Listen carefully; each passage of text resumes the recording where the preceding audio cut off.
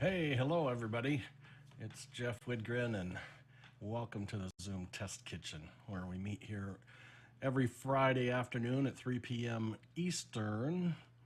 I haven't been here in a while, but I've had some good friends cover for me, and from David to Rupert to, there might have been Josh as well. So thank you to all those folks who have been so good, and Ray is always there to assist as well, and really appreciate the community that the Zoom Test Kitchen has become. Friendly community, helpful community, smart. We dig in, we have fun, we share, and we're certainly not here to just run through PowerPoints and things like that. So it's a good time. So anyways, it's really good to be back. I've been really busy, and I've got an echo in my ear right now that's driving me nuts. That would be why. There we go. Anyways, yeah, 3 weeks ago I was busy on a gig in Fort Wayne, Indiana, helping Never Ends Productions, Doug Ferguson, who some of you may be familiar with in the office hours world. We broadcasted 18 MMA matches and from a Coliseum, which was just a blast. And then the next week was actually vacation. My wife and I went to New York City and supported our son playing some jazz in his college band at the Lincoln Center. And then landed at the airport, got in the car, and drove to South Dakota to work a couple events there as well. So it's been fun. I don't think I stand alone in people getting busier with events and hybrid events, and I hope you're taking notes on what's working and what's not, because there's plenty that's not working, and then there's some that are. During my off week in New York City, for instance, we were sitting in jazz at Lincoln Center listening to these bands all day. They had 10 bands that were invited throughout the country to come and compete and share. But naturally there's this, and they had live stream tickets as well. There's that transition between moving a big band off stage, and especially the percussionist, and then bringing the next one on for setup and all that jazz.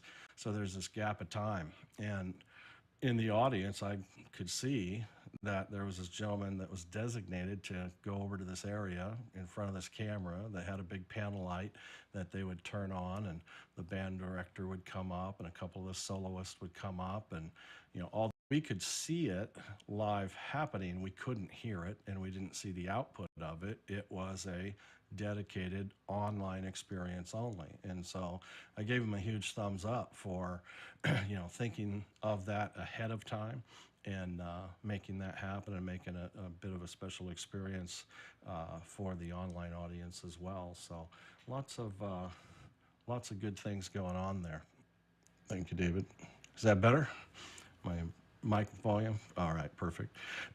So anyways, I just like to, let's start with going into a gallery view. I'll do that on my streamer as well, so everybody can see everybody in the meeting and just say hi. It's been a while. So Ray, you're in my top left corner. Good to have you. Good to see you. I love your purple on blue, by the way. That looks great. Always been accused of being styling. Yeah. That's good stuff. David Paskin, my buddy, my host. Thank you so much for your help. Yeah, doing My well. honor.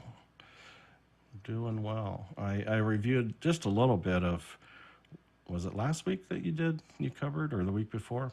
No, it was 3 weeks ago, I think. Was it? The Was first, it the first week? it was the Okay. 22nd, maybe. Yeah.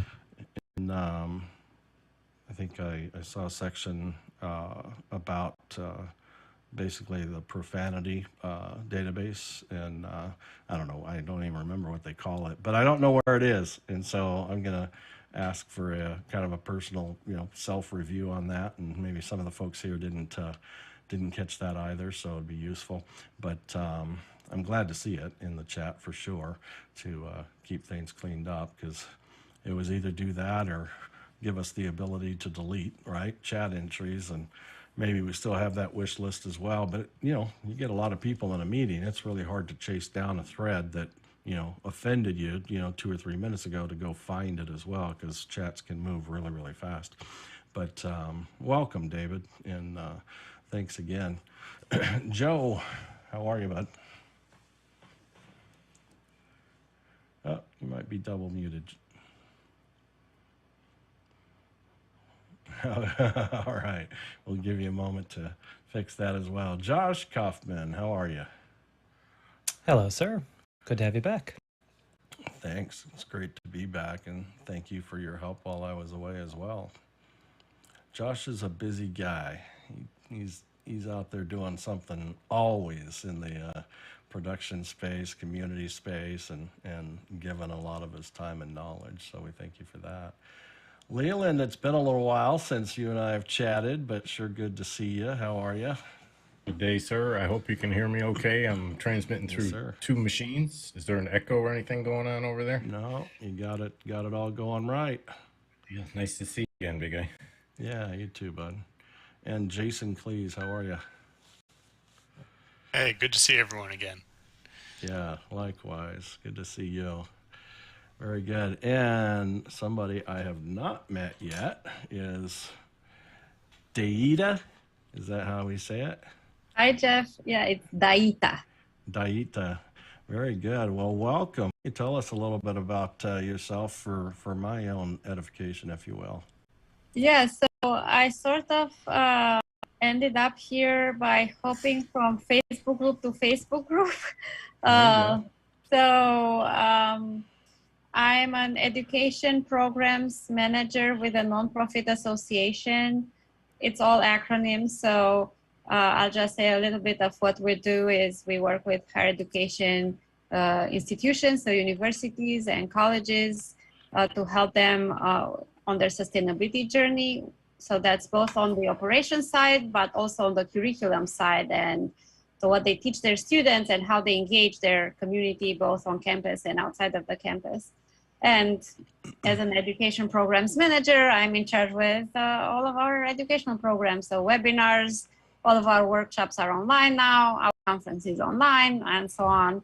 So I'm part of a Facebook group called Engaging Virtual Meetings, and I was asking about Zoom events. So I was referred to another Facebook group on Zoom events, Denise Lahat, and there was a recommendation to this meeting. So I was here last week. There were, or 2 weeks ago on the Good Friday, and it wasn't you then, it was someone else. And I'm here to soak it up. So well, very good to have you. Glad you're coming back as well. And someone was testing there. Joe, was that you? All right, yes, we got you made now. it back. All right, very good. Gosh, yeah. Zoom events. I can moderate the Zoom events group, but Denise and I have exchanged those privileges to, she can moderate my group, I can moderate her group, and we certainly have a strong connection as well. Unfortunately, she can't make the Zoom Test Kitchen on Fridays. The schedule just doesn't work with, what do they call it? David, help me out. Shabbat, Yeah, there we go. the Sabbath. Yeah, the Sabbath. So, Just to be clear, as the rabbi on the team here, I also celebrate the Sabbath, but it doesn't start till 7:00, and I don't have to make challah or anything like that. So I'm kosher. It's all right. Yeah, that's right. Yeah, clear your name right now. But yeah, with the time changes between where Denise lives in Israel and here, it doesn't work for her. So. With that note, there may be, I don't know for sure yet, a need for me to move the Zoom Test Kitchen to the weekend, either a Saturday or a Sunday. And I know it's not super desirable, but if I wish for it to continue to live, potentially I may end up landing a contract that just makes it impossible for me to be a part of it on Fridays. So if you have any thoughts, I'll probably put a poll up on the Facebook group and get some feedback on that. And I could do an evening any day during the week, but if it was daytime, then I would have to do either a Saturday and or a Sunday. Sunday I don't necessarily prefer, but I don't know if Saturday works because that's a big family day for a lot of folks as well. So anyways, just some thoughts there.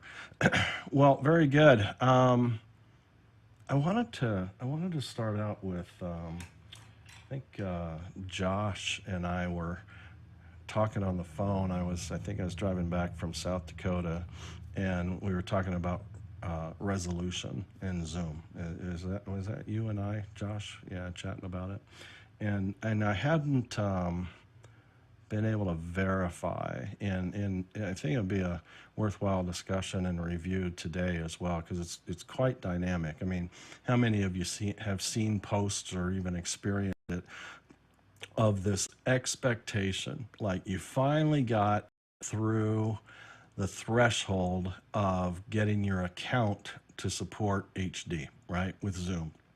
Whether you submitted a support ticket and a request and they honored it, whatever the case may be, you're expecting now, because you know that your subscription has the ability to deliver 720 or even 1080, and then you see, it's whether it's you or somebody else out there, there's this expectation of always seeing 1080. Let's use as an example.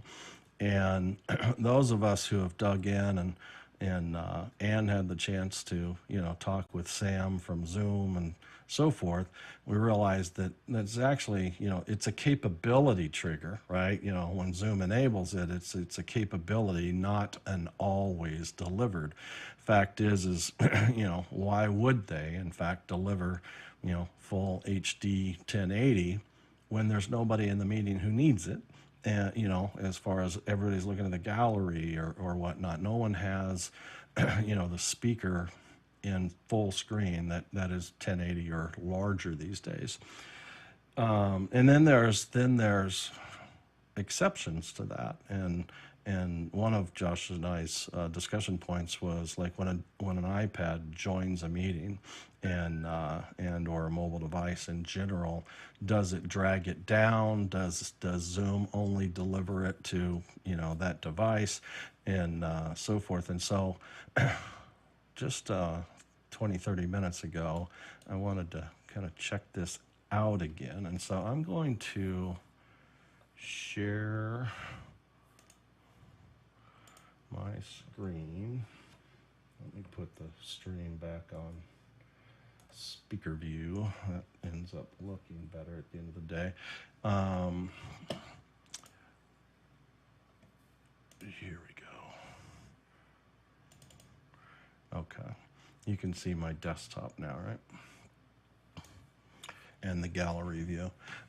All right, so then I'm going to bring up my, where should I do this? Bottom leftish maybe. And I'll bring up my statistics for video, and that shows me what I'm receiving. So Leland, if you'll talk to me, I know that you certainly have all the equipment and video chain to support sending 1080, right? Should be able to by now. Let's see if we're sending at 1080 right now. Yep. So let's pump it up a little bit. Are you getting what you should be getting? No, well, I Hard to am. say when I've got a Technically, virtual the answer camera. is yeah, I'm getting what I should be getting, which is like 180 because you're in gallery view right now, right? And so if I were to spotlight you, and now go ahead and talk, Test 1 2, test 1 2, A B C D. popped right up to 1080. So I'm receiving you at 1080. When the demand is there, between me creating the demand because I've put Leland full screen or spotlit, and Leland having the capability in his equipment and video chain to send 1080, and in between that point is my subscription has the capability of sending 1080 as well. All those things match. All of a sudden we can see dynamically it changed from 180 down to 1080. And I'll go back to 180. Go ahead and didn't even have to speak. It bounced right back because I moved him back down to gallery view. So what I am sending right now at 720, and if let's see, I'm trying to remember exactly what I did to make this switch happen. So let's see, I'm gonna have to kill the share. That's a bummer, because I'm trying to do it on my iPad. Well, let's see. Let me I'm receiving video. Okay, so I'm going to, I just don't know a way around this without getting vMix involved, and I didn't prep for that. I've got a full screen of me, the active speaker on my iPad. Can you see it? Kind of, maybe not. But anyways, I'm almost full screen on the iPad. My maximum send resolution right now is 720. That's what I'm seeing. Yeah. And no one in this meeting will get me better than 720, although you just saw that the meeting's perfectly capable of 1080. My equipment's capable of 1080, but because I'm in this meeting with an iPad, I have nailed it down to 720. It's a device that's joined the meeting that isn't capable of 1080, and Zoom has a limitation of only being able to send a single HD stream, and so it has to choose 720, the lower common denominator, which is still high definition at its entry level versus the 1080 that maybe you wish that you had. So I'm going to take Jeff's iPad in, well, actually, I'll just ask Ray. Ray, can you move Jeff's iPad to the waiting room? You're muted.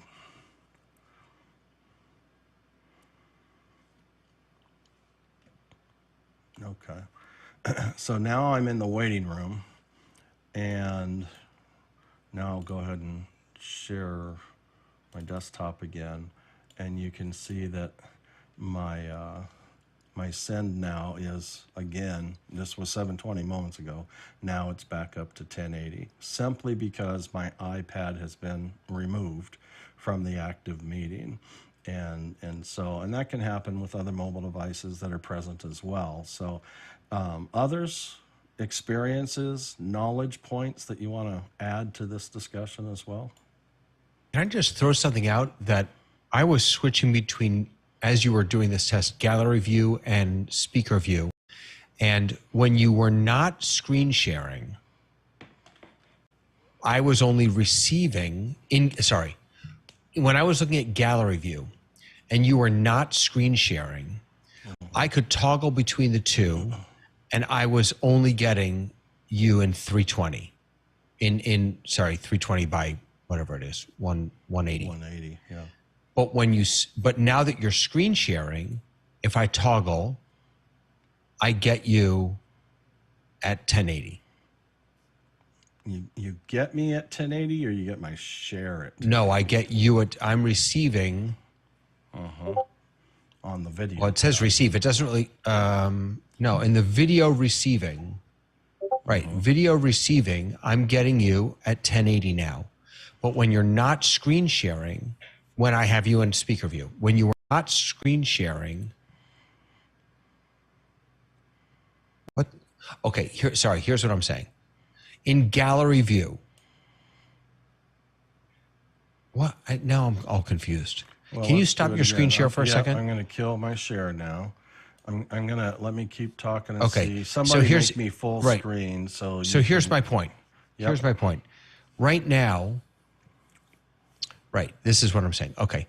Right now, you are 1080 whether I'm in gallery view or speaker view. When you're screen sharing, in speaker view, you're 1080. In gallery view, you drop down to 180. Yeah.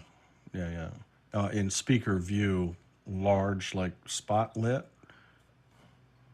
Right, when I have the active speaker view, right. So all I'm suggesting is that when you're screen sharing, if your viewer is watching in gallery view, your resolution drops down. When you're not screen sharing, when you're not screen sharing, it stays. Yeah. So let's help create some further clarity. So now I'm going to screen share again, have your statistics up again, but instead of looking at the video statistics, look at the screen share statistics.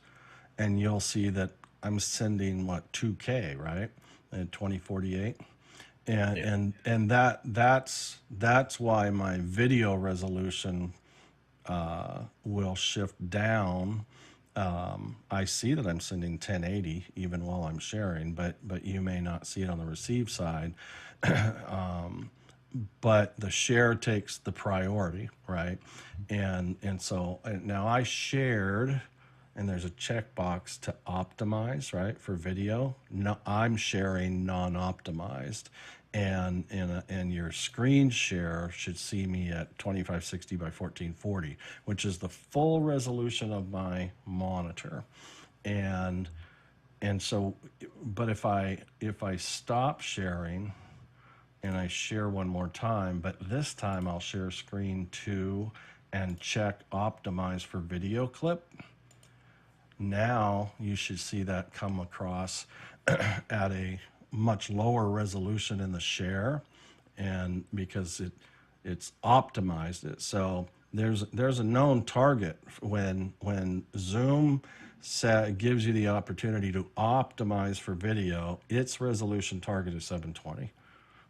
It'll take 1080 down, it'll take 2K down, take 4K. If I had a 4K monitor and I don't optimize, I can literally produce a 4K share to everybody, and which is fascinatingly clear, but there's consequences to it, right? There's bandwidth consequences, and there's also recording consequences.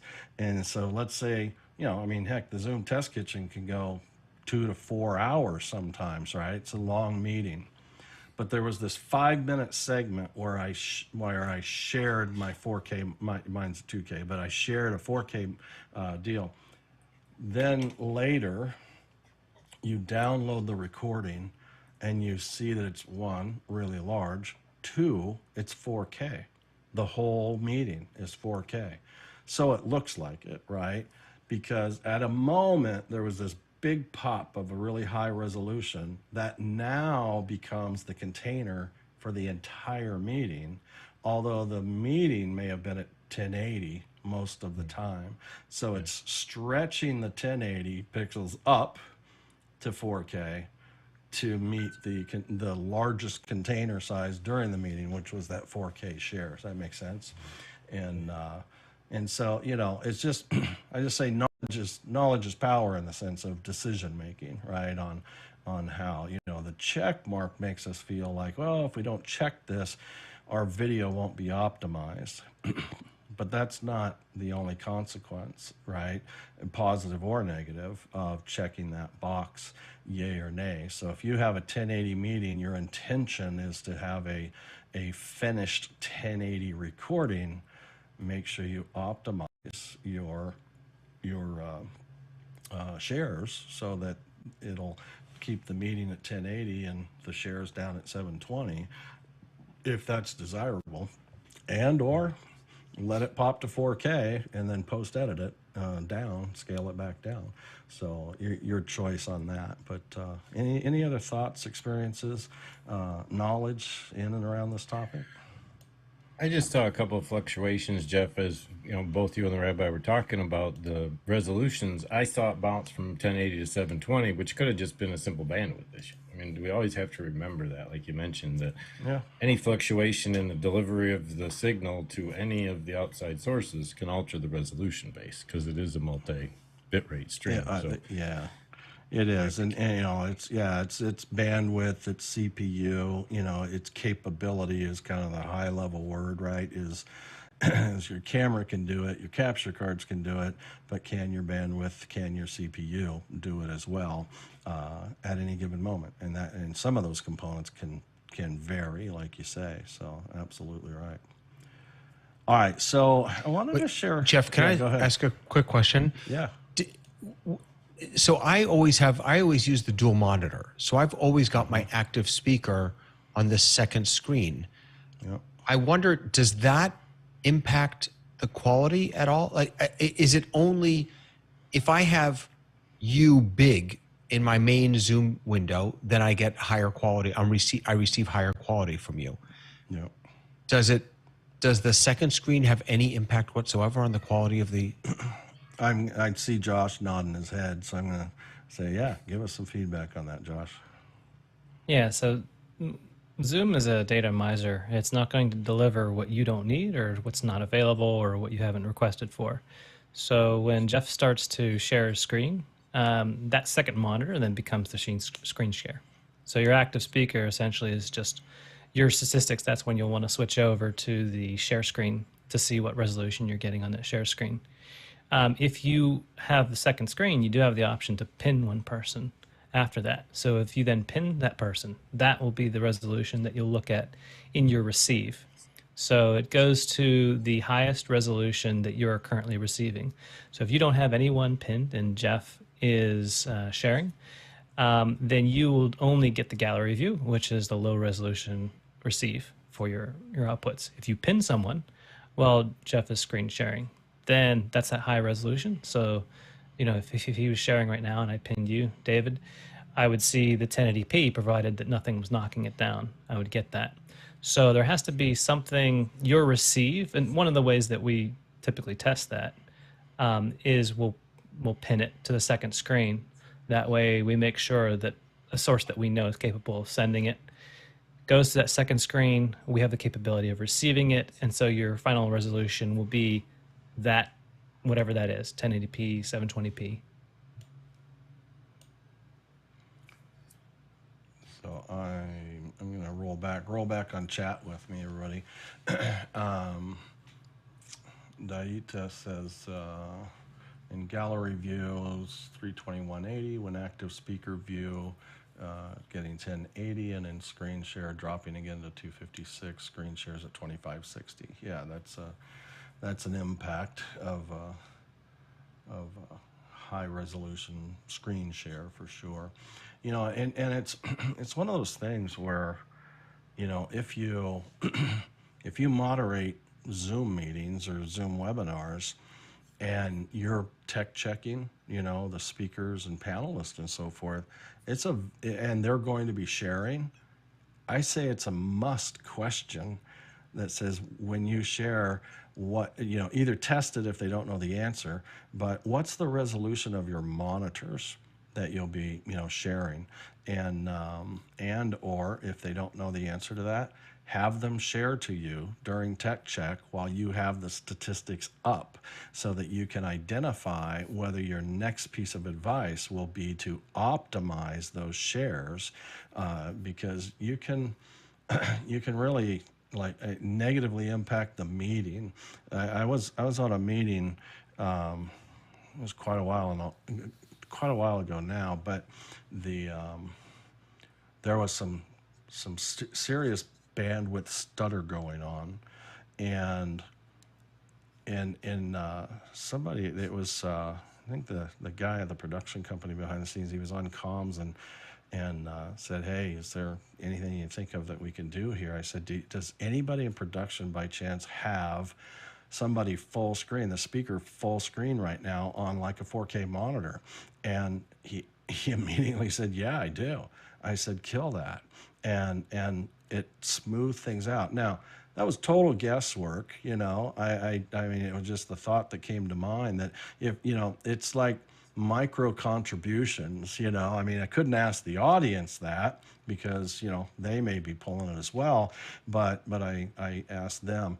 And so instead of having to, like kill all incoming video and so forth, we dropped that, and it happened to do the trick and smooth things out. But just knowing and understanding the behavior helps us better troubleshoot or become those micro contributors to, well, if I do it, it may not fix it, but it might, right? And so you try these nuggets and pieces to smooth things out before you have to make like drastic choices that then become interruptive, to the meeting itself. So Jason added screen share was, you were getting 540 from me. Is that what that point was? You're getting 540 at almost 30 frames. Then he said it was 720. It's interesting. Well, yeah. So you were 540 when it sounds like maybe when I was sharing optimized, because then you finally did see it at 720. And then a question of 4K versus 1080 versus 720. Does that also apply to local recording files?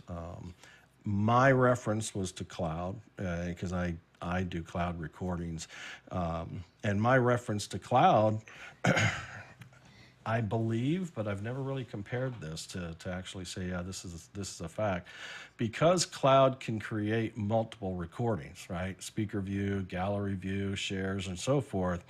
My guess would be that if it was a speaker view, is that you wouldn't have that pop moment because it doesn't show the shares.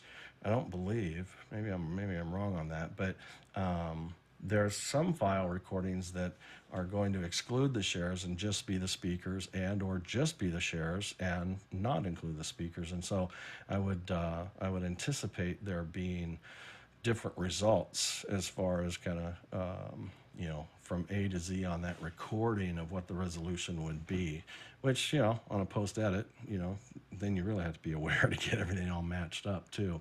But certainly a difference. Local, you get a local record.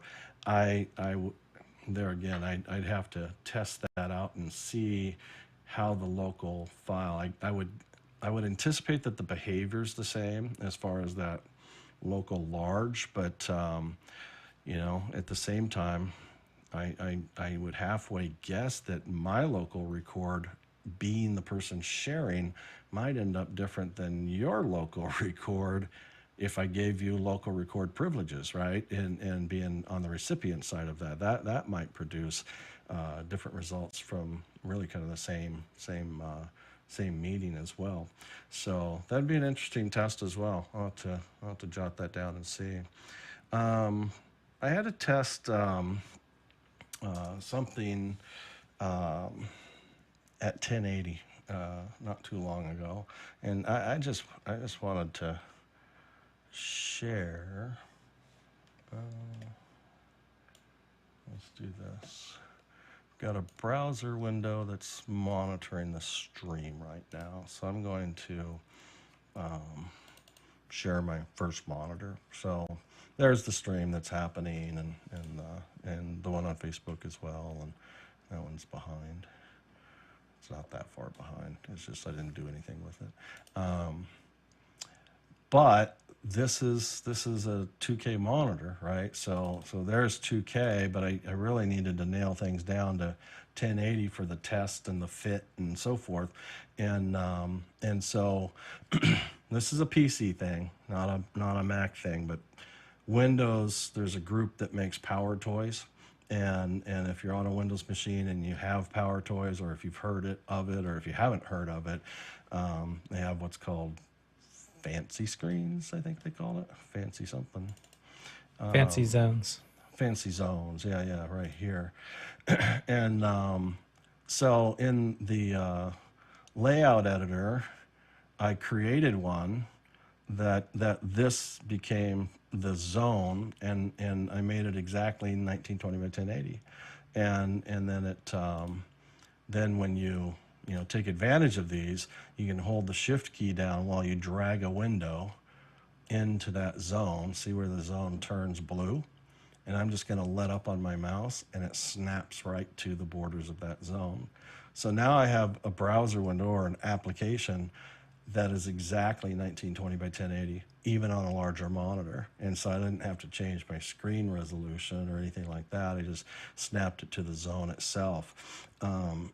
I just thought, that I used to years ago on Windows use I think it was an app called like Window Sizer, and you could click on the border of any application in Windows and get a list of resolutions and just pick one, and it would create that perfect size. But I think it's still out there, but it hasn't been redeveloped, and you kind of use at your own risk, which I just don't do.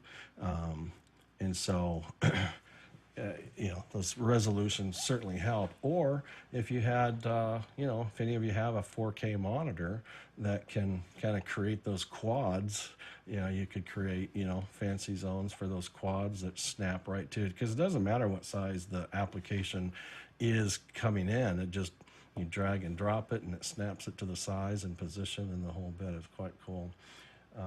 And then finally, I haven't done this example in a long time, but I think I still have the wallpaper for it. Let me find this. I'm going to change the desktop wallpaper real quick. Anybody can chat about whatever's going on. I know. Jeff, what was the name of that app that Windows changed the Windows screen? Power Toys. Power Toys comes with a lot of different tools and enhancements, like even like a Windows space bar, Windows key space bar will pop up. That search windows like a Mac. There's a lot of others. There's File Explorer enhancements and so forth that. You're not going to use them all, but you'll certainly, I'm confident you'll be able to find one that's, pretty cool and useful for you.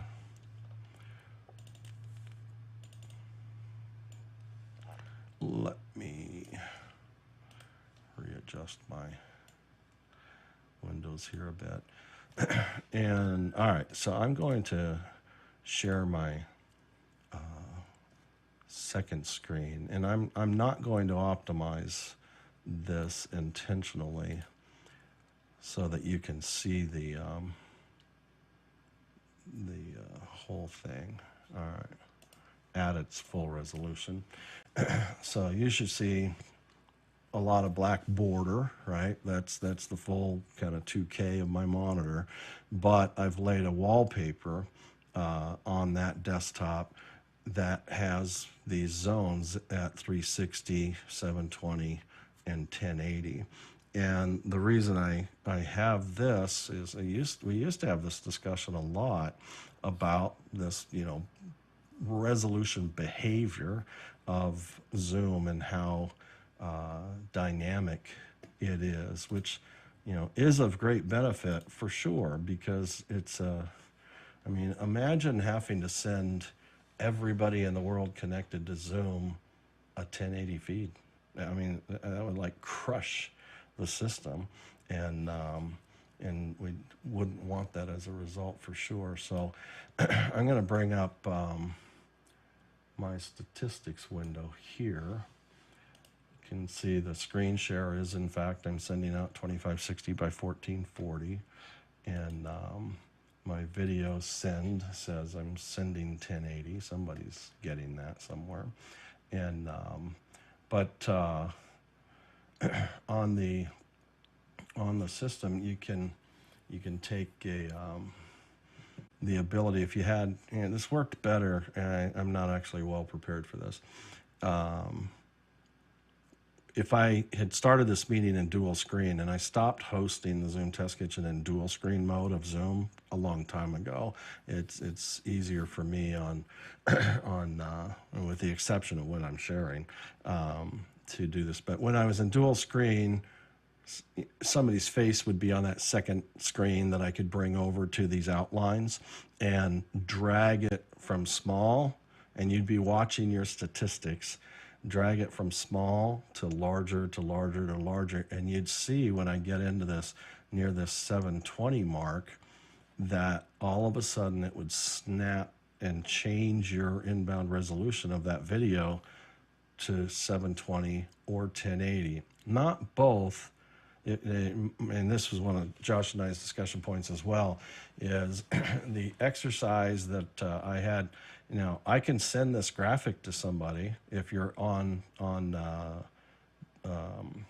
dual monitors and you wanted to put, you know, somebody's video on it and do this as an example. I'm happy to do that.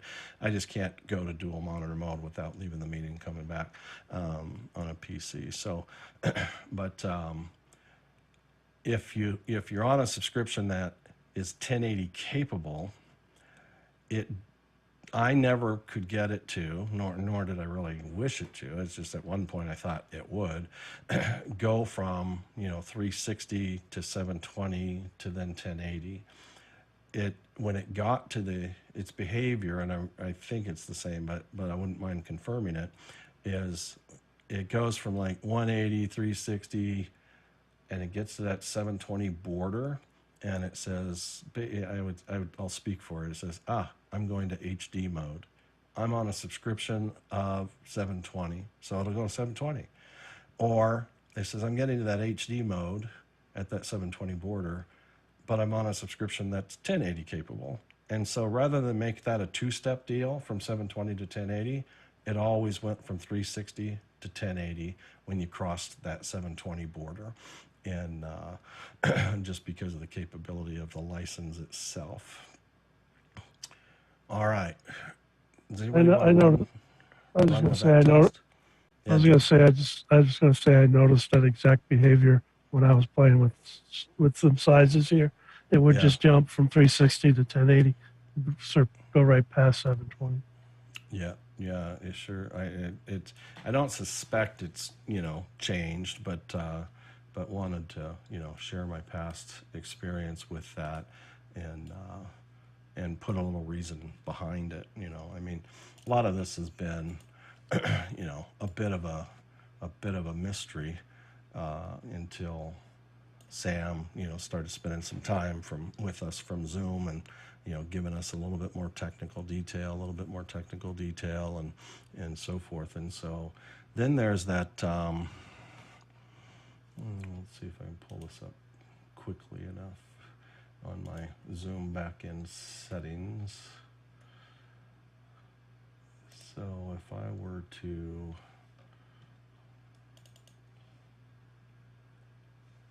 let me share this. If I were to schedule a new webinar, and on this scheduling screen, make that larger. Can get down to the HD side of things. So the option, you know, in the scheduler, enable HD video for screen shared video, enable HD video for attendees. And when you check that, then there's this always send 1080 video to attendees.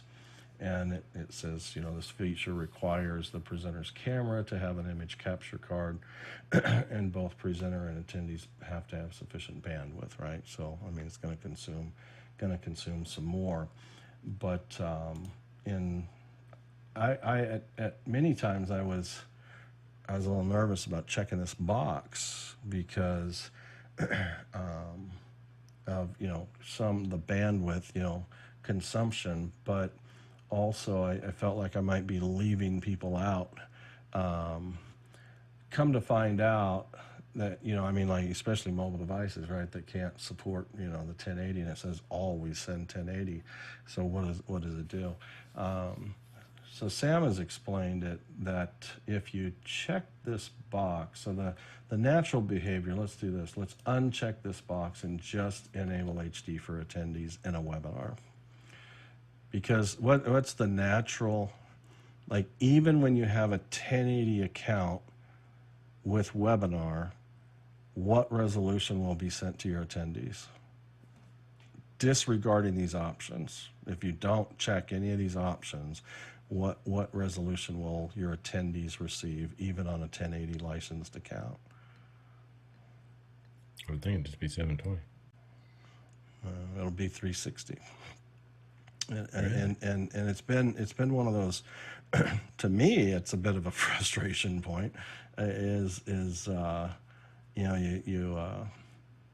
You have the account, and you've got this theater with hundreds or even thousands of people attending, and if you're not aware, on this 1080 capable account, they're all going to get 360 as a default. And I don't know if that's kind of a safekeeper decision, a bandwidth safekeeper from Zoom that says, hey, that's good enough, and if they don't care, we don't care. We're going to save a lot of bandwidth or whatnot. But while you're scheduling it, you literally have to up your license.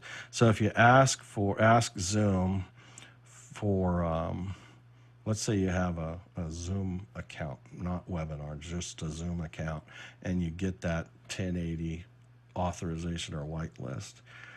Then later you add webinar, and you don't do anything more than just pay for and add webinar.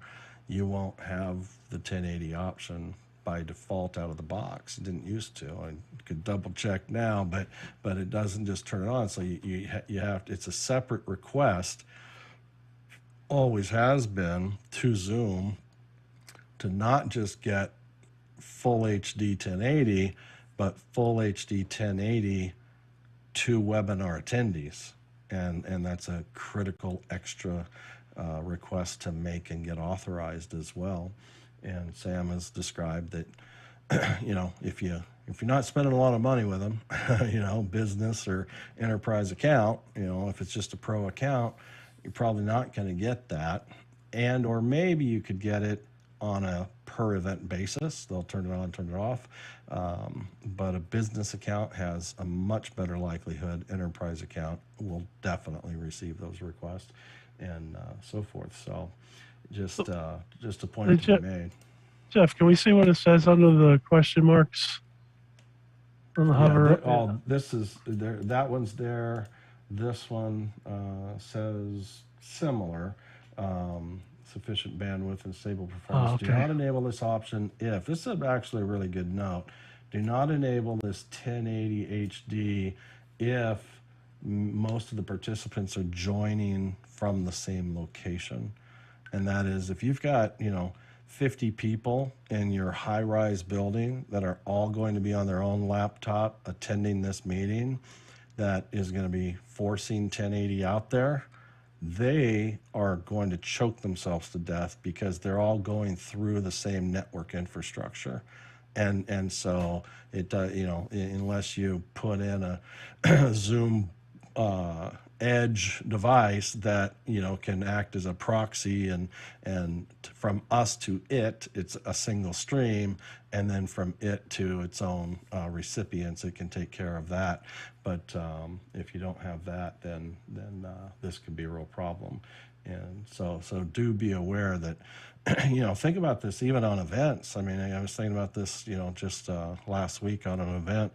I had my primary vMix in Zoom machine, secondary vMix in Zoom machine. The guy sitting next to me had at least two Zoom systems. The event manager had his, and we're all potentially all on the same network. One of them ended up being on mobile.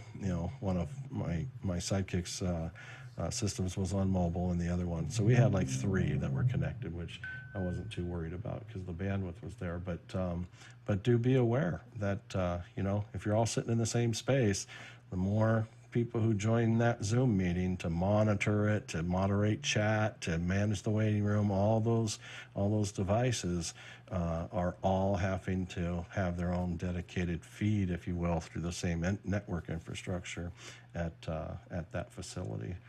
So the other piece of this is if you don't check this box, always send 1080 video to attendees in a webinar, when a device that's only 720 capable arrives, everybody, like in a meeting, you saw in the meeting, everybody gets 720.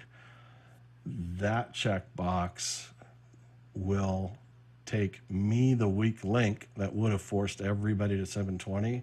It takes me to 360 and leave, because it can only send one high def stream, right? So it can't do 720 and 1080 at the same time. And so it has to drop me, the offender, if you will, down to 360 because this checkbox is checked, and then everybody else can remain at 1080. And that's a great combination to have in many situations. You want to satisfy the majority of your audience, right, at 1080. And if anybody that comes in that's weak, if you will, as far as resolution capability, it'll knock them down to 360 rather than have them knock the entire audience down to 720. That work? All right, stop sharing. Any other thoughts, ideas, questions? That used to be a huge mystery. And I think parts of it are probably still a bit mysterious, but I think we have a lot better hand on it, these days than we used to, that's for sure. Jeff, there was a rumor going around that the portal bump no longer was effective or reported to have issues. I had not been able to see this in practice, but I wonder if the reports of its, the reports of the death of the portal bump were greatly exaggerated in the sense that there might have been other issues at play. For example, not capable streams. There were a couple of people that popped into after hours and asked for us to come over and bump their streams up, and were having difficulties. And we had suggested that there wasn't someone requesting it, which was the issues. But has anyone noted any? So far, every portal bump that I've attempted has been successful, but I don't know if you've seen issues or that couldn't be attributed to the factors that we've already covered. Yeah, I heard the rumor as well. And, part of me, wondered, and I haven't had time to, go test it out, but, go fire up a free account, bring 3 or 4 people into it so that you get past that 3 mark, which is the group HD, threshold. And to settle my mind that says, well, maybe they killed that because they're giving everybody 720 now, and that would be, a test there. But yeah, it's, like you said, as well as the 720 realization is more than just having a portal dial into the meeting, right? It's having it dial into the meeting or have a Zoom room, right? Join a meeting, and then you have to kind of guarantee that somebody makes you, let's say, the sender speaker full screen so that they create the demand of 720, right? And so as long as you can confirm that takes place and you're still not getting the benefit of the portal presence, then yeah, So- there's still a little question there. So absent any potential change, what sort of bump do you get? You get bumped to from 360 to 720. 720, man. Yeah. Okay. Yeah. Yeah, that was always the trick, right? The Facebook portals, Zoom rooms, and there was the Android one too. What was that? The Amazon system, the Fire TV. was it Fire TV? Yeah, but there are a few devices and methods to obtain and achieve that 720 bump with a really small investment versus buying into a business account, which starts at a minimum of 10 individual accounts a month, right? So that was a pretty spendy option for a lot of folks. But so you could, go out and spend $50 on, a device and just join the meeting and get the benefit of that resolution bump to 720. So yeah, haven't confirmed that. I think, on Pro, I mean, Sam as well shared that, hey, if you're on a Pro account or above, if you're saying, which is the same thing as saying if you're on a paid account, just go request 720 and you'll get it. I mean, he said that a few months ago now. So, they've come out of, their struggle to scale and super high demand for Zoom that was, kind of struggling with the infrastructure there for a while. They've gotten through, a lot of that, and therefore they answer well to the 720 capability, kind of out of the box. Just send them a support ticket and you'll get it.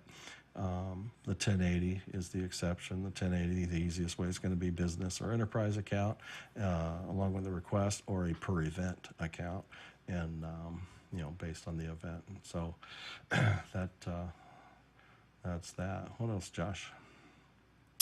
I did have one other question. Maybe someone knows. Besides the 720p bump that you get with the Zoom rooms or portal device, I thought I had heard that there was some other advantage you could get to bringing one of the devices into a room.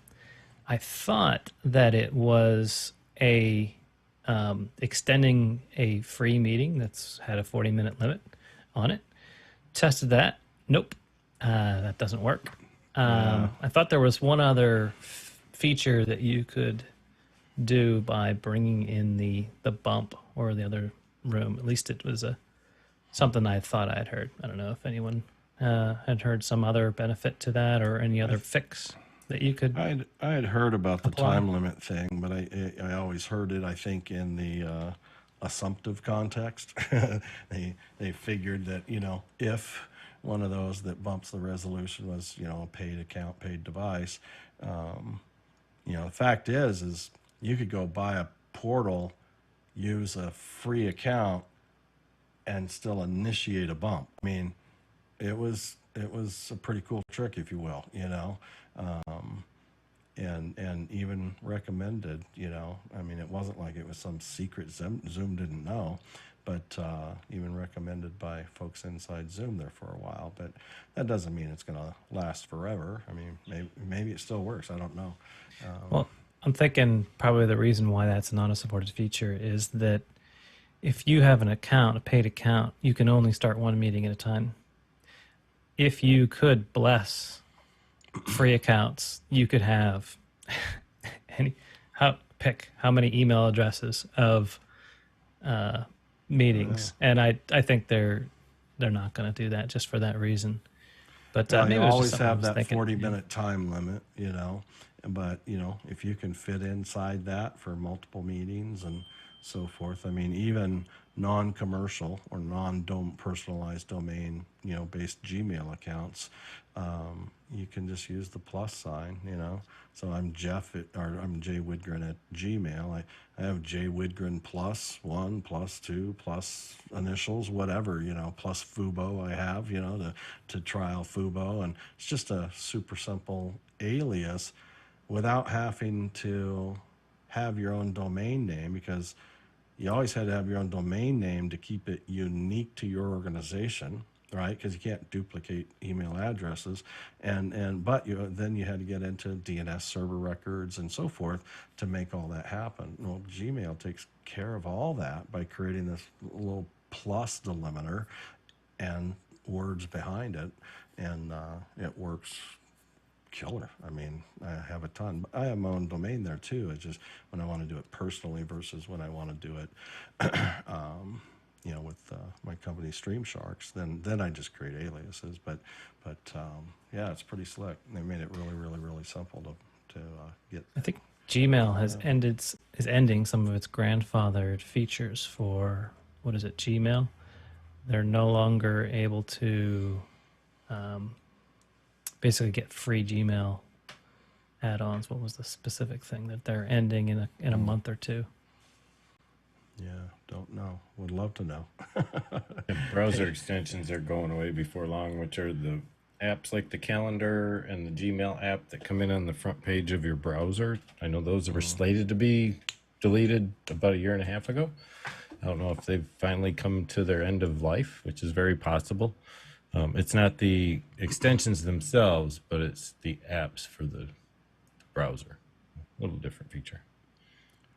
I just opened my browser the other day, and I'm looking at it right here just to confirm that now, they've always, given you that search bar, which is basically where I just type everything, even domain names, but then the icons below of your commonly visited sites. But now below that, there's a box that says,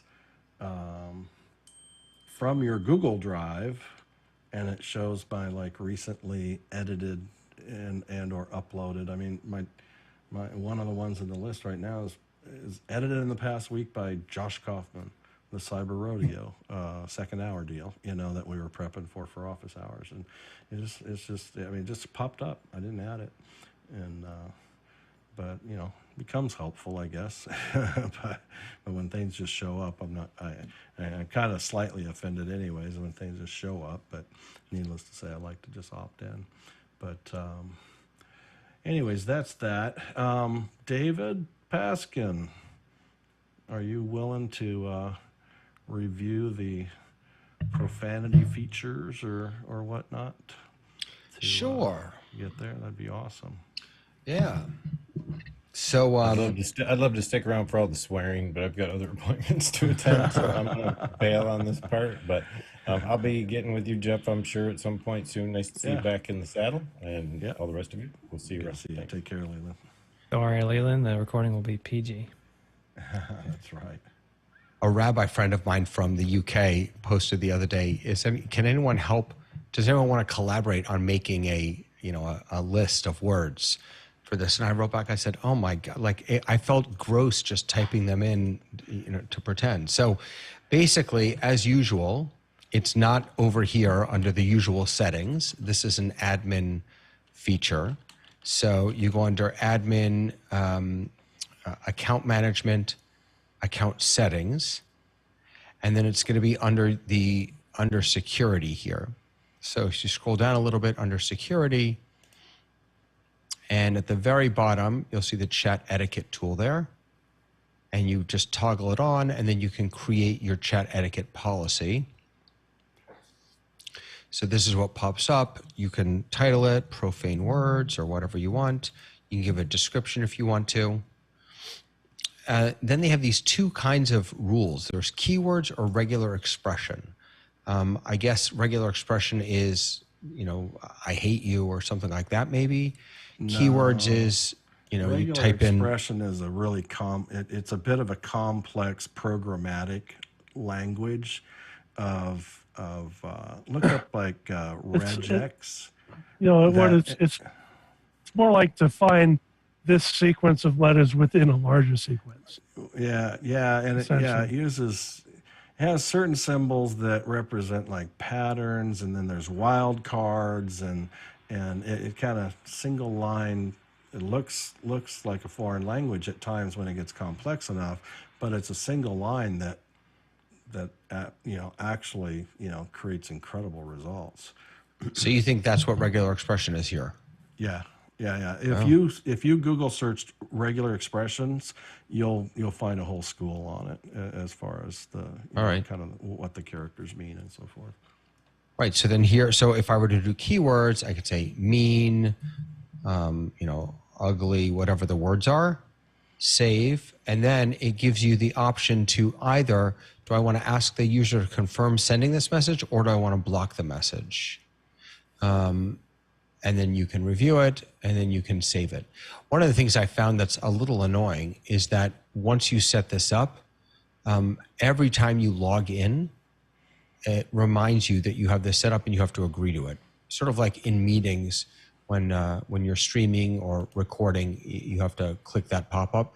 This is every time I log into so if I log in on a different device, and I imagine anyone who joins my meeting gets a pop-up about this, letting them know also. But you can opt out, but then you're not allowed to play.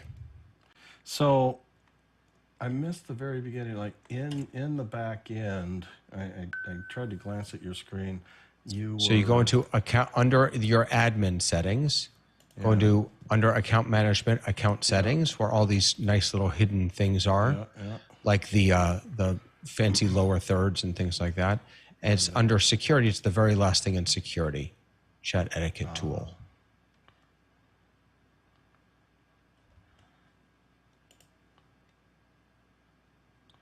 Got it.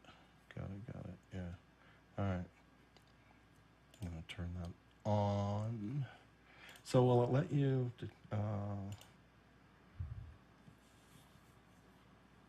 So you have a named policy, define the content. So if I put in test, next, define, select the role, keyword or regular expression.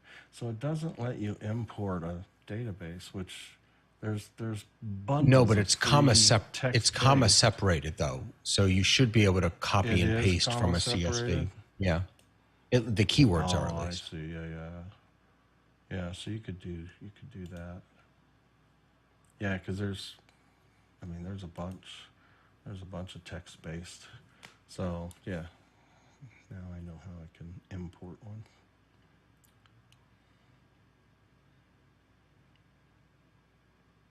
Cool. I'm really both fascinated and confused by that regular expression piece. I mean, how many Zoom users? Maybe I'm just dumb. But how many Zoom users know about regular expression in the way that you described it? None. I mean, the only reason I could describe it is because, earlier in my career, I was a programmer, and it's, regular expressions can be a programmer's best friend.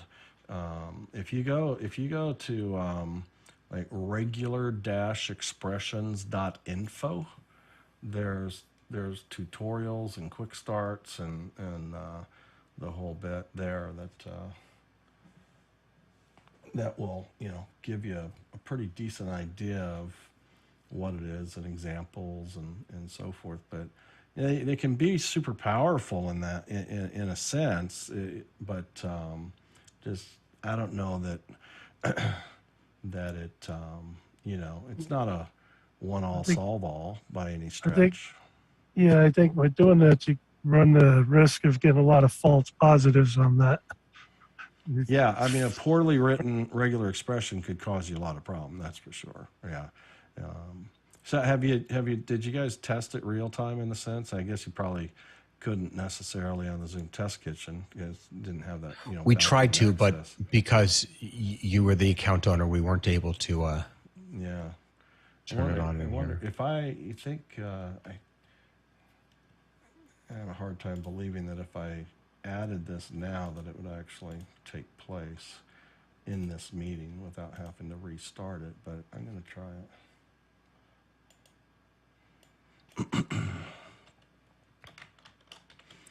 ZTK, that'll be the name of this list. Keywords, that's fine. Add keywords. Man, what am I going to add?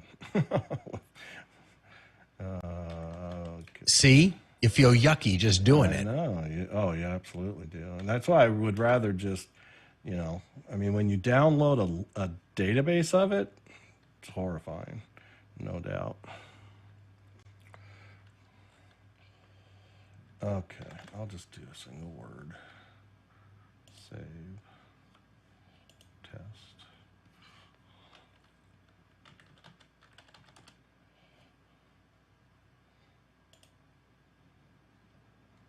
Next. Actions taken.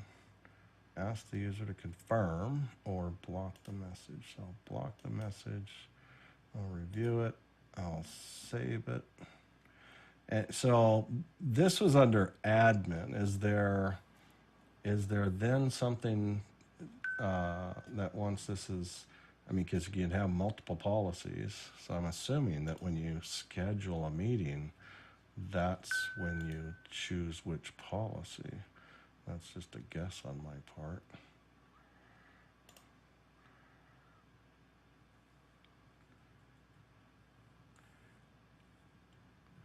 I'm not seeing it under options. How would it know what policy to use if it didn't give you an option?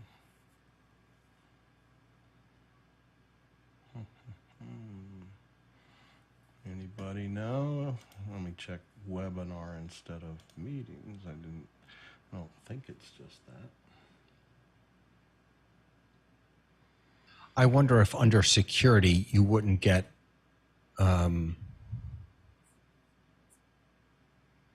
maybe in chat itself.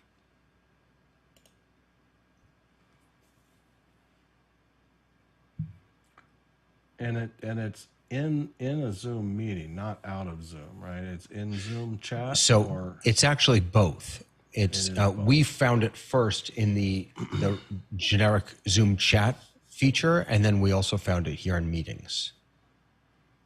They seem to be. They're in different places. I don't know if the settings are persistent or if you have to do it all twice. I'm not sure.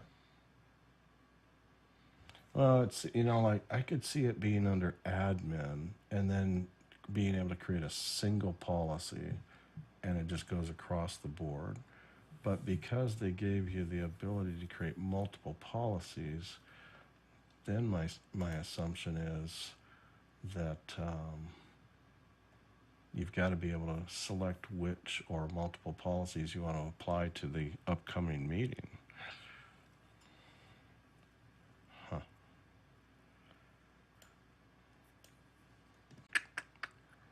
Not seeing it though.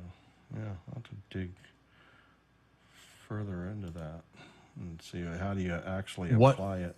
Right. So once you create, I'm not sure if it's about applying it to a meeting, but once you create one, when you hover over it, you get there's a deactivate button, so you can activate or deactivate certain ones. So I wonder if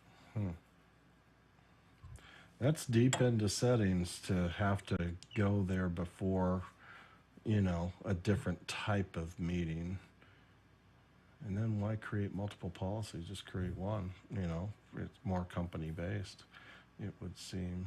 And especially if you're managing like an enterprise account with, you know, 500 or plus users in your organization. And, oh, well, I don't know. I have to double check on that, I guess, dig a little deeper and see if I'm just thinking too much. I mean, at the same time, I think primarily, I mean, you know, my bad word list could easily be applied across the board, you know, so it's on for everybody. I mean, nobody wants to see it. It's a company policy, you know, and there again, Jason just listed a link, a list of bad words in other languages, even in other languages. Some of them, according to this post, there's some of them that are restricted by Google, for example. So might some of these already be restricted once I type them in? Or am I in the Zoom world and the Google restrictions? Google's not seeing what you're typing into a Zoom chat. So that wouldn't do it. But yeah, this is yeah, full list bad words in English and other languages. That's good. That's great. It's interesting. Jason also says special characters are not supported in Zoom. For example, dollar sign can't be filtered. Yeah. Yeah, that's the tough part, especially once, I don't know if that's only because, but regular expressions take advantage of the dollar sign. Right. And so, how could it distinguish the difference between them? So I'm embarrassed to say this, but I just downloaded the list and opened it. One of the things that we actually talked about last time was how some people will spell the words in different ways, with numbers or with extra spaces. And this list at least has a whole bunch of different spellings. Like, for example, one that's not too bad, go to hell, they have it as 3 words and they have it as 1 word. Yeah, and then people put, dashes, and then they'll use, replacement characters, a 3 for an E, or, there's all kinds of. They also, though, they also have, like, you can't just use one of these words, because, lesbian is on their list. Yeah. Leper is on their list. I don't know if I'm teaching anything from the Bible. We got leprosy all over the Bible. That's a word I might need. Yeah, but you can edit like the file. No, absolutely. I'm just saying. Yeah. Murder is one of the words. What I would do is they have that 1 word per line file. That would be a good one to, make it easier to read and edit. And the other thing is I use, there's a lot of different editors, BB Edit or I use TextPad, but some advanced text editors, and you can just tell the macro to start recording. And like once you're done editing, but yet it's a 1 per line, and that you have to feed Zoom a comma delimited file, so you need to put a comma at the end of these thousands of words. These advanced editors, I would just open it up in TextPad myself, and I'd turn on the recorder, and I'd have my cursor on the top left. I'd hit the end key, it moves the cursor. I'd type a comma, and I'd hit the right arrow key to go to the next line, and I'd stop recording it. And then I play that macro to the end of the file, and it instantly inserts commas through the entire file at the end of every word. Now it's a usable comma delimited file, and you could even hit delete after that comma to pull that word up, so it would have no line spaces or breaks as well. So I definitely agree that there's going to be the need to probably edit it for your own use for sure. Yeah, great find as far as that data there, Jason. Very cool.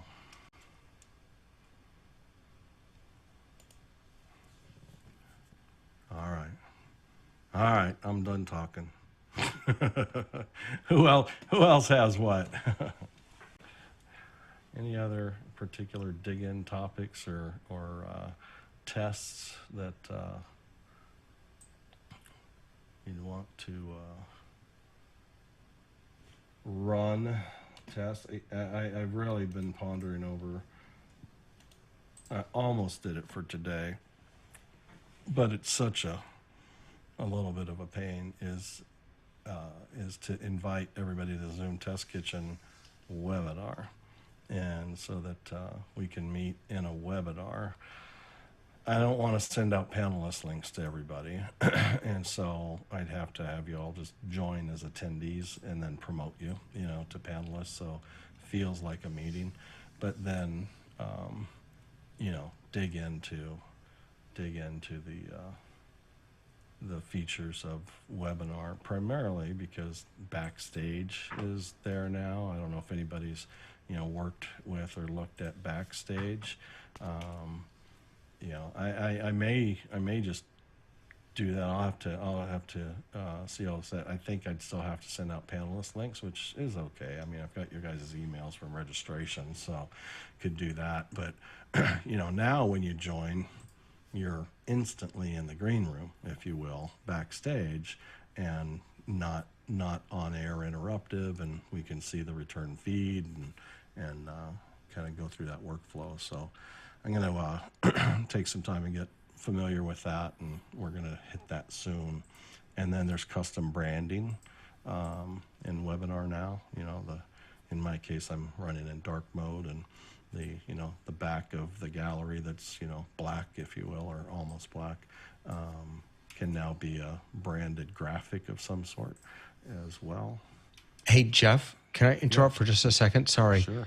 So this link of bad words in here, I just tried to share it on on Facebook with someone, and it's not letting me share it on Facebook. Right, it's blocked. Yeah. I would Community standards. I would attempt to Bit.ly? save it as a file. Yeah. Yes, I would change. I would either remove the extension of the file name, see if that works, or zip it and then share it. Because I would guess that Facebook is being triggered by an extension to investigate the internals of it, and that might be a way to get it transmitted. Changing the file name to or the link to a bit.ly, would that get through? Did you just try to share the link or the file, David? No, it was the link. Oh, the link. Oh, the link. It wouldn't let you send the link even. Huh? Yeah. Interesting. Possible. Yeah. I mean, try it. Try the bit.ly or similar, and see. Gotta watch that one coming in the waiting room. I will.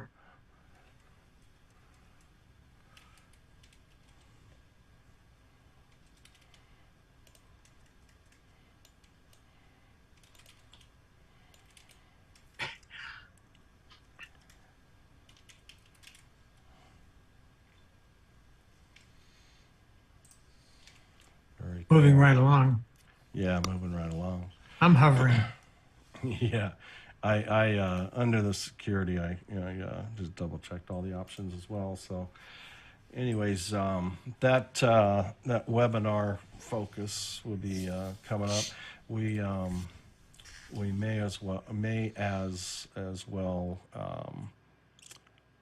I'll check with Denise out of Israel, and yeah, that didn't last long as anticipated. Yeah. So Was the that Zoom them that chat- left? No, they're back. Okay, well, try them again. They can write in the chat if they need to communicate. Because right now I've got the video and the audio turned off. I mean, you can't unmute. I'm gonna catch up with Denise a bit and see and weigh that up against having some interest, on the. There we go. I can just real quick Jack. about whiteboards. I'm doing a workshop. Oh my gosh. Yeah, I just unbooted him and sent him to the Zoom report. Put that one on the list. Yeah, that's exactly. You had the policy up. We wouldn't So have the it. policy doesn't allow us space. So the space between barbecue and sauce, and then Zoom says special characters not allowed. Oh, interesting. Yeah. So that's where that's where those words would keep it out of chat, because I can't get rid of this chat, right? No, you can't. Yeah, there's no way to remove the chat entry inside Zoom. So if you had BBQ as- sauce as one word in the chat etiquette policy, then Right, it I would think- prevent that. a regular expression, I think, could attend to the multiple words in this order, with spaces. So I think that's where when you needed to get into kind of power, features like that, where it goes beyond single key words, that's where regular expressions would kick in. But for me, I don't want to. I don't want to be in a meeting that can't talk about barbecue sauce. Right. I don't either. I live in Kansas City. I just don't need the combination. Oh man. Well, at least he didn't come in as our host. That's true. Can I throw something else in about whiteboards? Changing the topic, is that okay? Yeah, absolutely. So I just want to say I'm doing a workshop next week, a series of workshops, and I was going to be using Padlet. I don't know if you guys know Padlet, but basically on Padlet you can kind of put an image as a background and then allow people to add little boxes of text or images, whatever. It's a collaborative space like Google Drawing or something like that. But with the new whiteboard, I'm not going to do that. I actually so this is a whiteboard. So the background I wanted was a mountain, and then I wanted people to be able to add, little like kind of building blocks, if you will. So I just grabbed this image. It's not set as a background. Hypothetically, I guess people could come in and screw it up, but and then they can just go in and put a sticky note, and they can, I don't know, it's nice. So I can set this up before the meeting, and then when in the meeting, this whiteboard that I created will show up as an option when I click on the whiteboard button, and then I can do what I was going to do in Padlet and have everyone kind of have to work outside of the meeting. We could do right in the meeting, which is really, really nice, which I didn't think was going to work. So, yeah, I was looking at the notes on the new whiteboard and can have them pre-built and so forth, but I need to spend some time and see. So that was nice to see as a reference. Josh? No.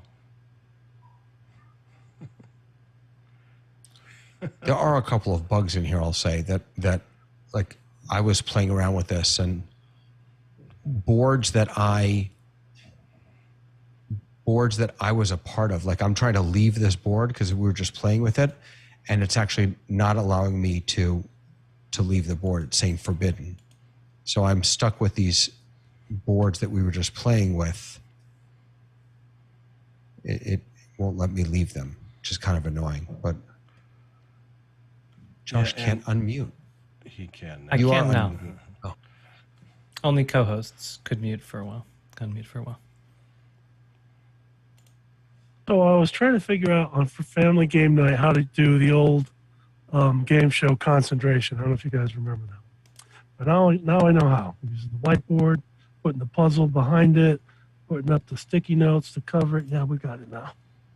Yeah, just be aware that, like, if you could, I tried to lock the image. Like, what I'd really, because that you can do on Padlet. You can kind of put an image there as the background, and you can lock it so that no one can mess with it. On this, at least I can't find a place to do that. So if you put a sticky note, some other guest could remove it or move it potentially. I don't know if they could remove it, but I think they should certainly be able to move it, I guess, because it's a collaborative space. So I think the idea is that everyone can kind of mess with everything. Everyone has equal privileges. That's okay. Yeah. That's okay. I don't know if we had a test kitchen on the whiteboard specifically. I know I saw that Zoom was making a lot of noise over the new features. Anything particularly interesting that's popped out? Well, Jeff just invited me to a whiteboard, but now it's unavailable. I'm creating one. So I was wondering if I didn't have any made before, so I just popped it up while you were talking, and it shared it, right? So you clicked whiteboard in the meeting? In the meeting. And so my wonder was, is this the new, and I'm seeing that it is. I mean, this is what I'm working on over here in my browser right now, but it is also, when I chose it, what was there. But if I did a new one, if I did whiteboard, new whiteboard, Yeah, the toolbar is there. I was thinking I didn't see that toolbar the first time, but it is there. Okay. So I mean, it has it's got multiple pages. It's got layering, color eraser, sticky notes like you showed, text lines, eraser shape. And this now shows up on my dashboard also. It's untitled, but this is yours, and I can see all of you who are in this meeting who have access to it.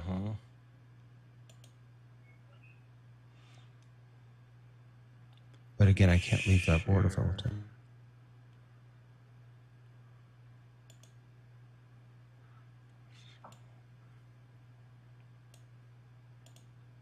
Export. Can export to a PNG or PDF. And yes, you can. Anybody can move anybody else's stuff. Yeah, I see that as well. Yeah, I'm just moving your note right now, right?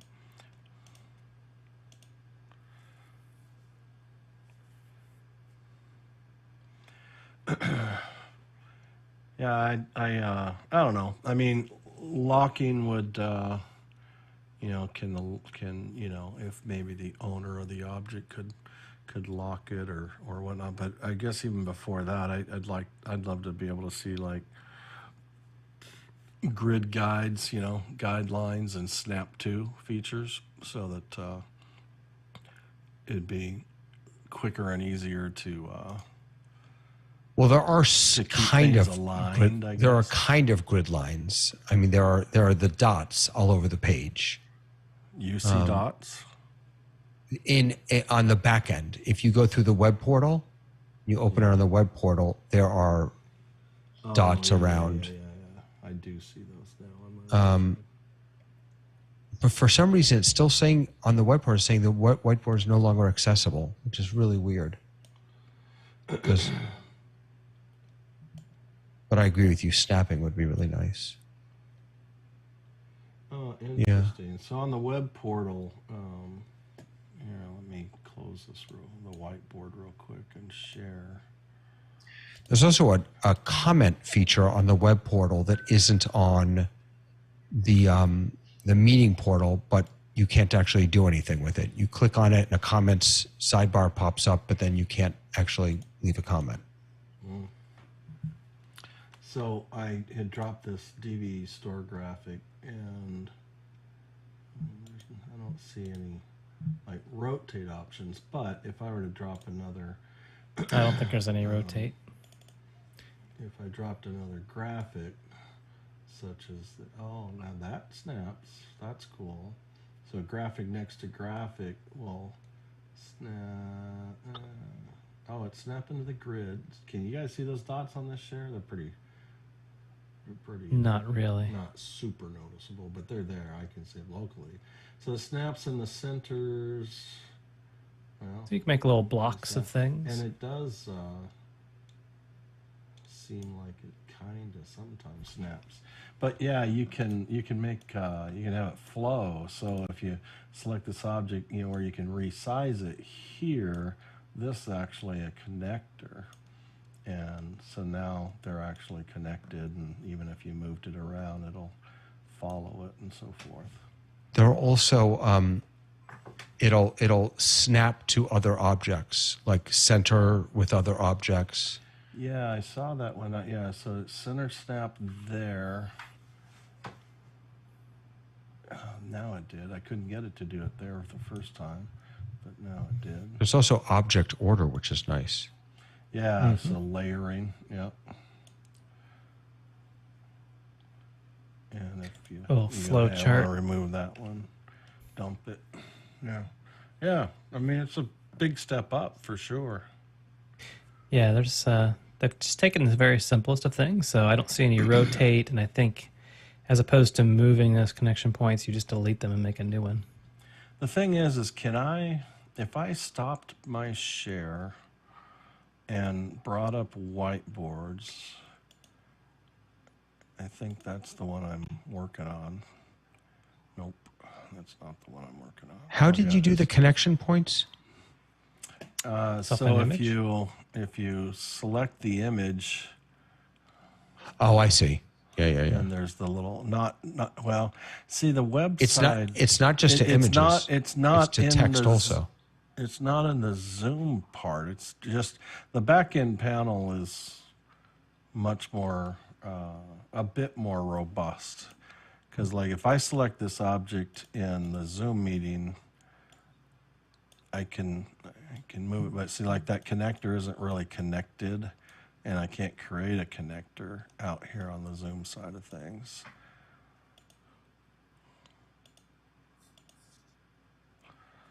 But if I do it on the web portal, I'll create a connector up to the top of DVE store.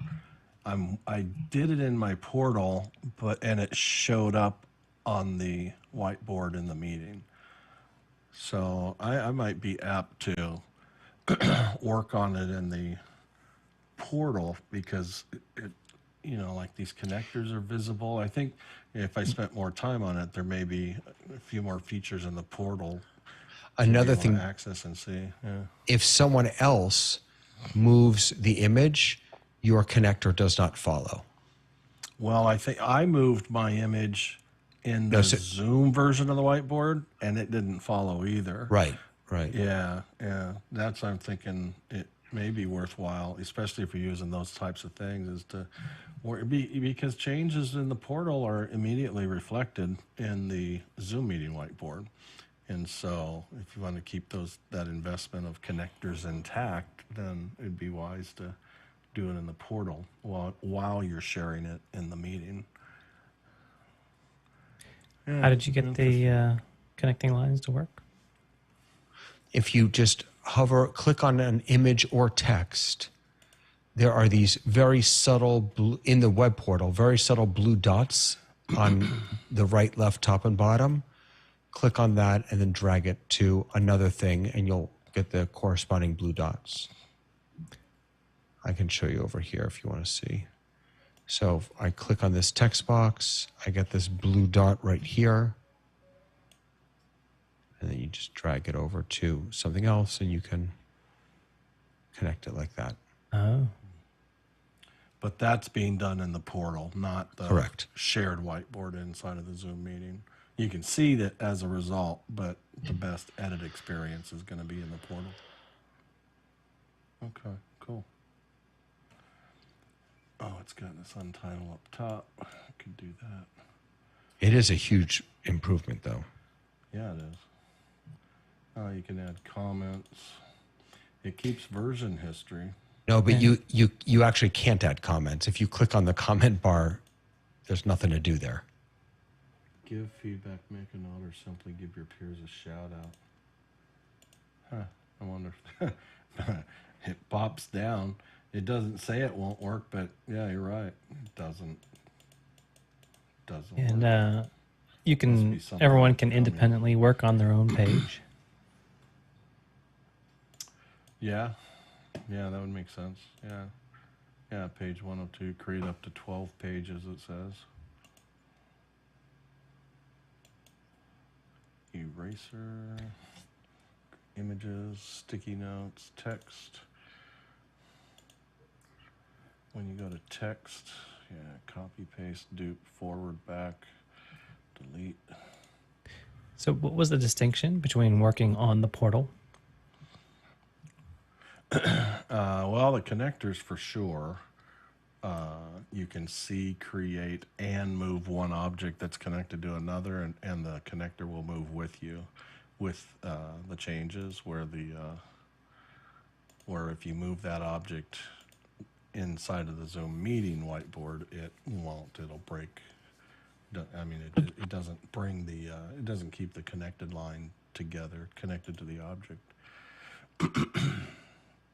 I can absolutely imagine, though, for myself, having the whiteboard open in the web portal because I'm set up to, with multiple screens, and then inviting people to participate in creating something in the limited way that it can happen within the meeting, but then adding or doing some of the more advanced stuff on my end. So if I do need to make connections, that's something I could do on my end, and they could, just put the information in. So this is new to me. So if I go back to whiteboards and I'm going to say create a new one.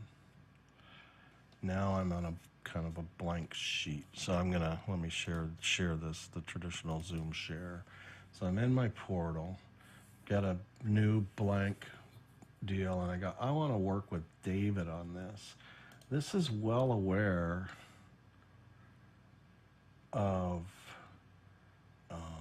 no, it's not. Only invite user with link can view. So that's permissions as well. So I'd have to have so I was thinking it had the list. So if I go back to where I was on this other board, I thought this was cool. And I think this would be kind of cool. So if I reopened this one, this is what got me excited for a second, but I think I stretched beyond. So I clicked on share and I see this list of everybody in the meeting. And I was hoping that would be on a new board, the list, but they aren't being shared to yet. So I could say, I want to share with David and Josh and so forth, but it doesn't give me the list with, let's say, viewer only or no rights. You actually have to have their email. So I could share with everybody and then remove and narrow it down to the people I want to work on this whiteboard with. But it's not as easy to just create a blank one and add. Are any of you on a single screen? I'm curious what the whiteboard looks like if you don't have dual monitors. Yeah, I mean, I have multiple monitors, but I'm only in single monitor mode in Oh, so what, does it take over your gallery view or what happens? Yeah, it does. It does. So yeah, if I stop the share and go to whiteboards and go back to that DBE store, open and collaborate. Yeah, well, so what it did was it gave me the whiteboard's the biggest part of my screen now. And then I have a gallery film strip that's vertical. And then I've got in my case, I've got participants and chat open as well. If I closed those, yeah, that stays the same. And well, so it puts the whiteboard up in a side-by-side mode, and the divider between the two is resizable, and so I can make a bigger gallery, smaller whiteboard, and so forth. So yeah, it puts it up in that side-by-side.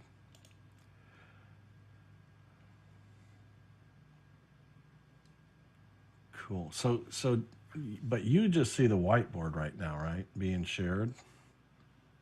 You don't see my mouse moving around or my gallery view. It's not like it's sharing my whole screen. It's just no, and it whiteboard. And it seems to be almost a separate monster from screen share, which is something that I like. I like not having to go into screen share and then choose whiteboard. I like it being its own thing. Yeah. Yeah. I wonder if it's just a layer deeper integrated, Zoom app, and it feels familiar that way. All participants can edit, all participants can view, open and collaborate, allow attendees to access after the meeting. Cool.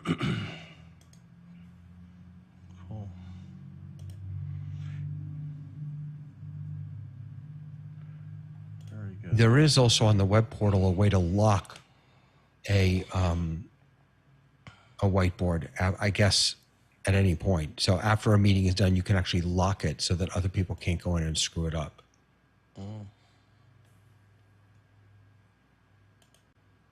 Oh, yeah. No.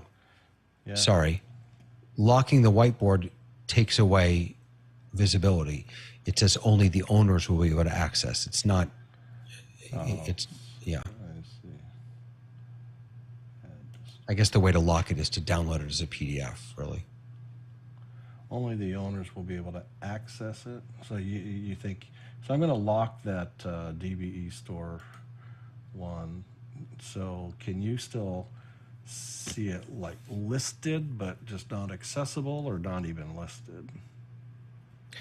So before I couldn't do anything with it, had no permissions, but I could see the thumbnail of it. Now that it's locked, it is just showing well, I can show it.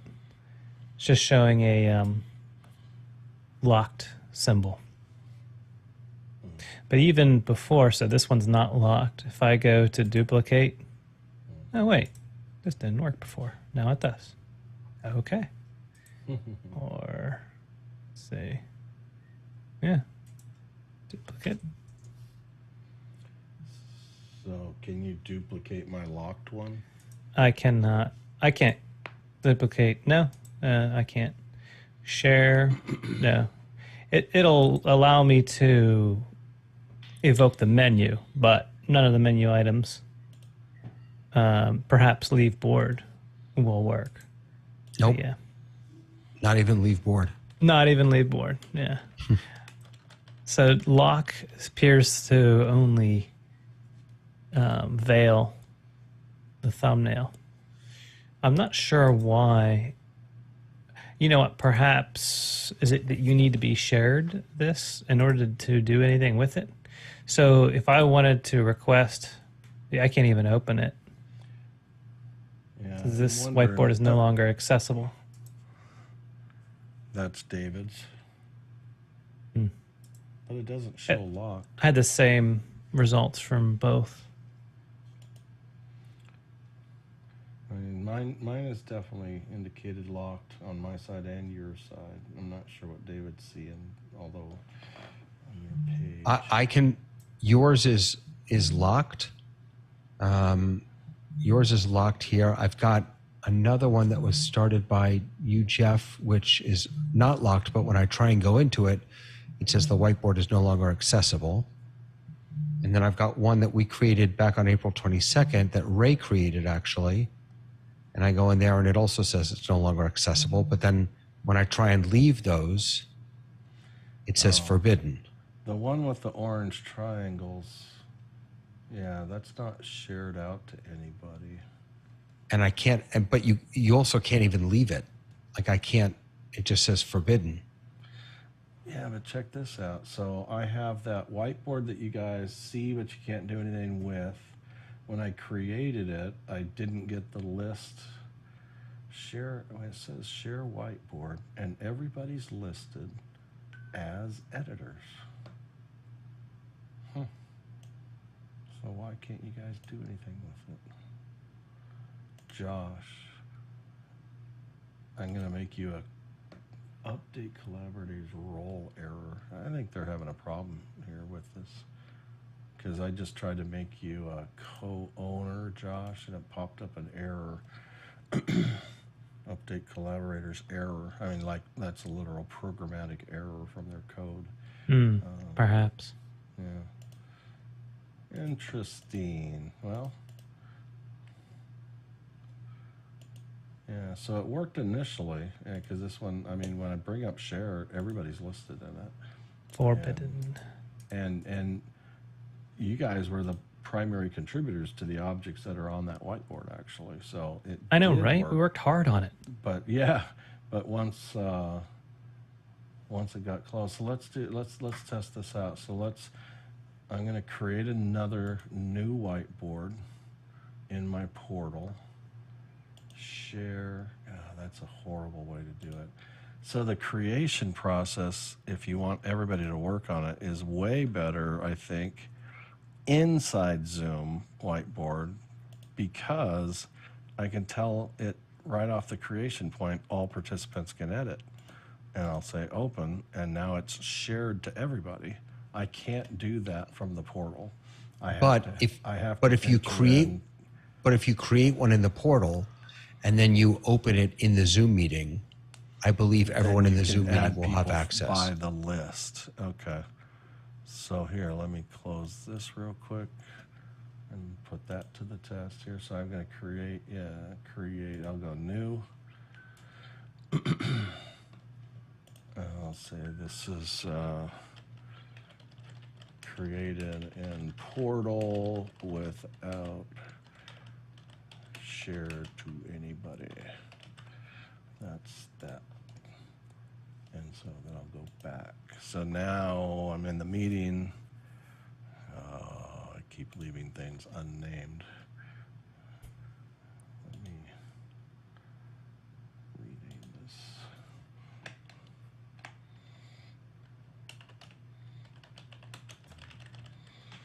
Nobody shared. Okay. All right, so I have one called Nobody Shared. That's the one I just created. Nobody but me can do it. So I open and collaborate. All participants can edit. All participants can view.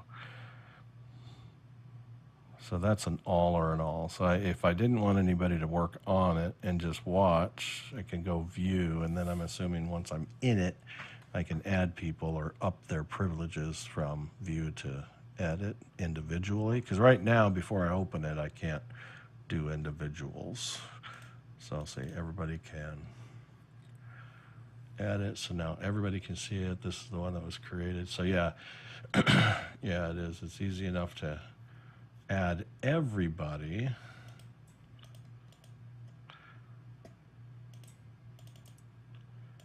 Everybody's an editor.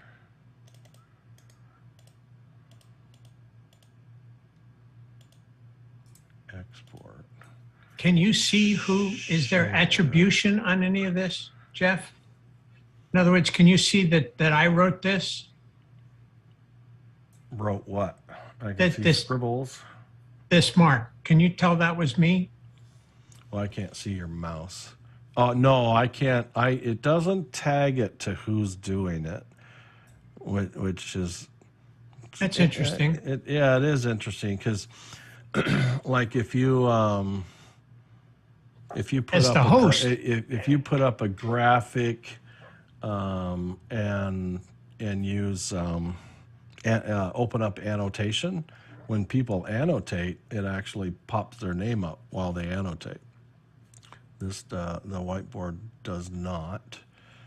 So when I did it this way, I also still can't access it from the web portal.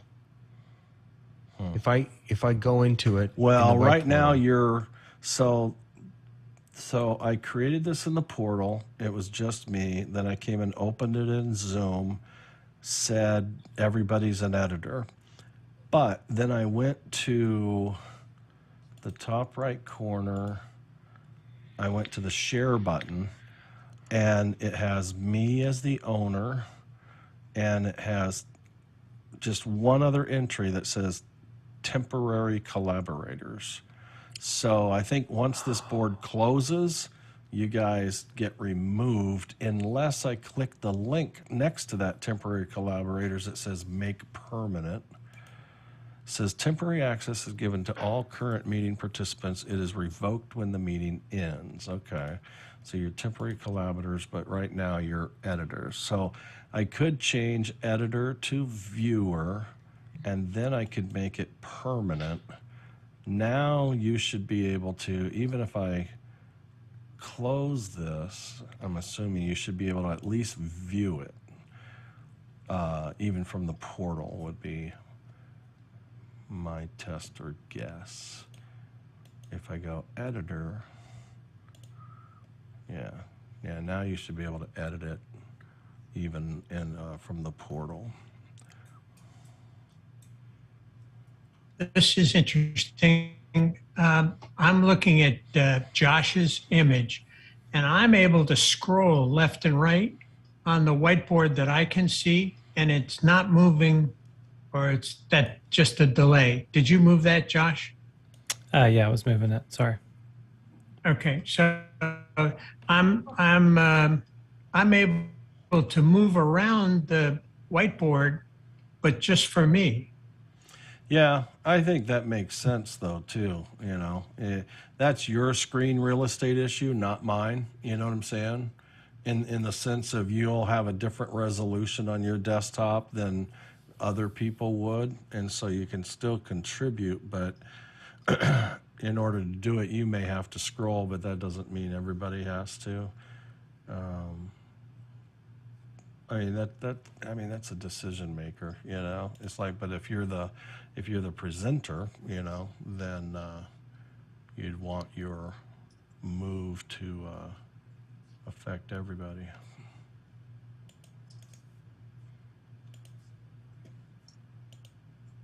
Seems like it's in the experimental phase early on. Like I'm trying to figure out how could I use this in one of my settings.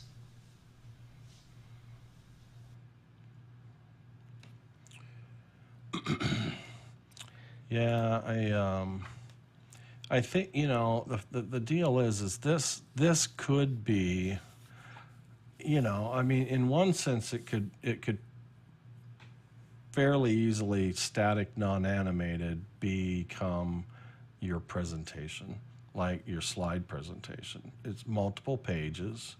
You can, you know, you can either draw, you know, objects or type on top of anywhere on that slide, write, ask people to write, you know, versus, you know, but it's really like competitive to annotation at that point, right?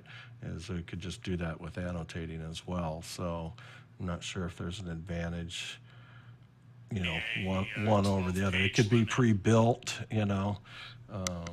Yeah, interesting. But you can't drive what I see now. Since I can scroll away from your whiteboard, I mean, I see when you add it when it's in my screen, but I as I scroll, there's like 6 screens left or right that I can scroll by, but I don't know which one I'm in, and you can control which one I see. Am I wrong?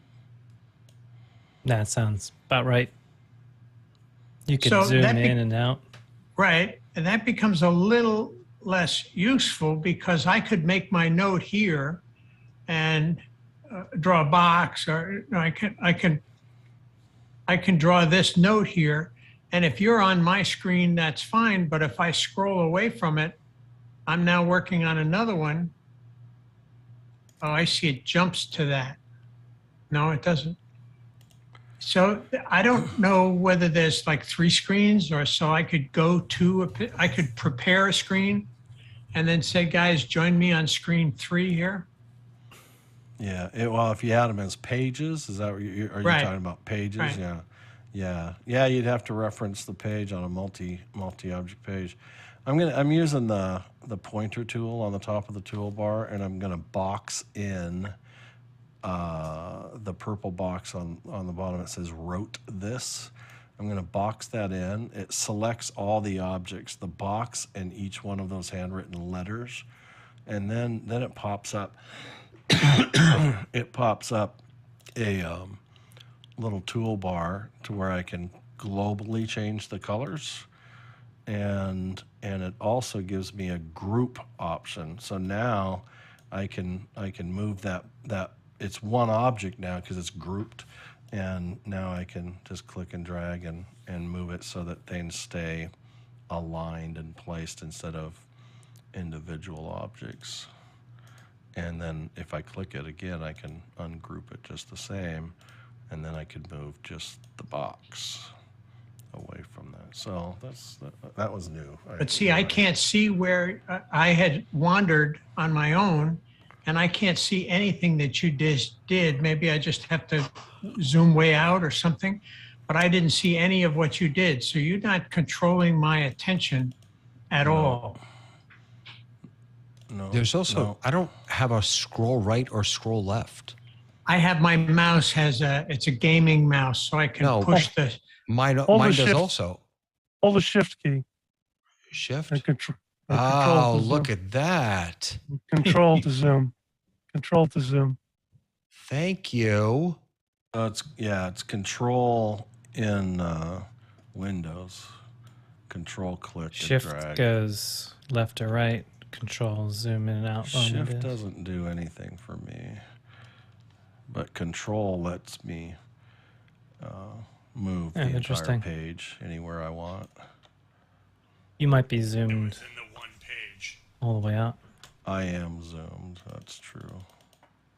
Yeah. So now You can if modify I- your scroll to horizontal with Shift. I have 14 programmable buttons on this thing. I have no idea what I'm using.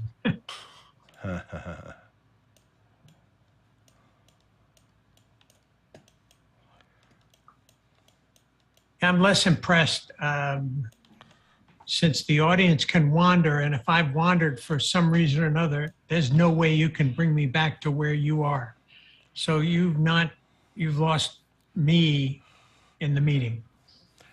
Yeah, well, keep in mind, right now we're all editors, and so I would expect to be able to, be an editor doing my own thing. But what if, which I don't know the answer, what if, what if you were all viewers? By the way, If it was a multi-page document or whiteboard and you were viewers, would your view change from page 1 to 2 to 3 as I changed it, being the owner and I would you're hope all so. viewers? Yeah. By the way, Ray, if you click on the percentage number in the bottom right, you've got the plus, the minus. That will kind of center the whole whiteboard on your screen. I can do the same by holding down Control and moving the scrolling wheel in Windows.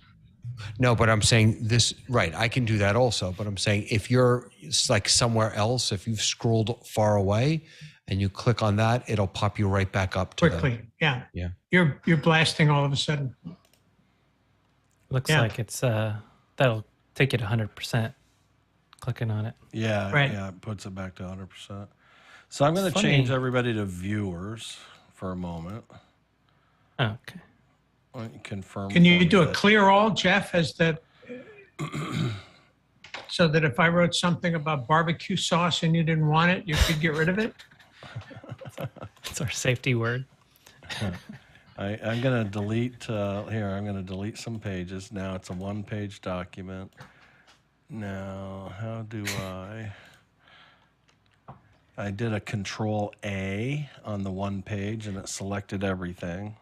I hit the delete key and now it's cleared. Okay. Yep. And so now I'm going to, excuse me, draw a box on page 1. I'm going to create page 2 and draw a triangle. And page 3, create. And I can peruse the different pages as you're creating them. So on the circular shape, if you hold the shift key down, it keeps it a perfect circle. If you don't, it oval, like standard. All right.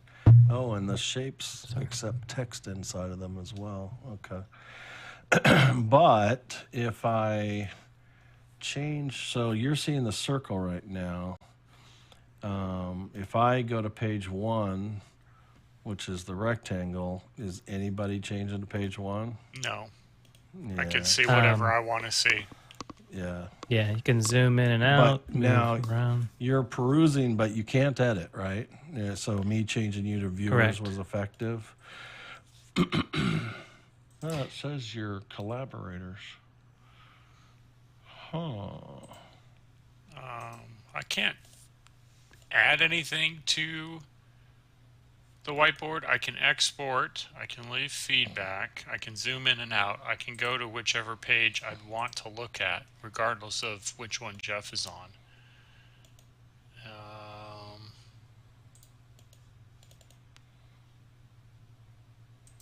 I can see the page choices by clicking on the bottom left.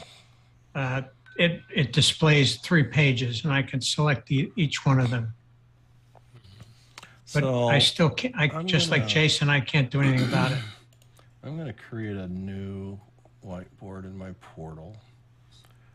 Oh, I'm getting emails. You're invited to edit a whiteboard. Really? Well, that's not brand new, is it?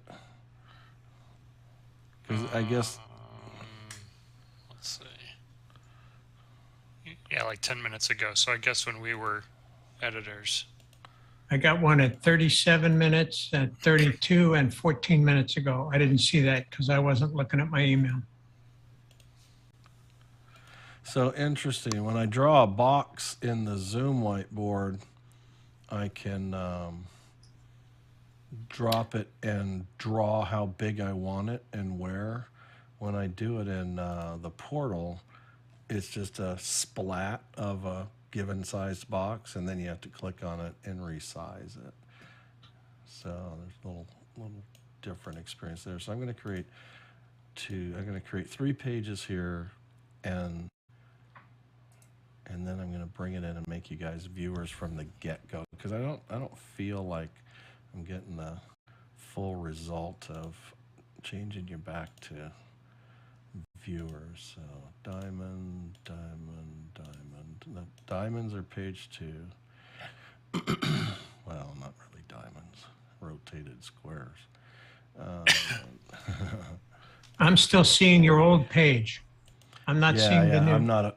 Okay, so you're in the portal. Right, I'm sorry. Right. that's right.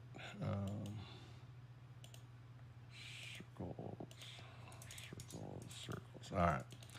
So 3rd page is circles. 1st page is rectangles, and then rotated rectangles. Okay. All right.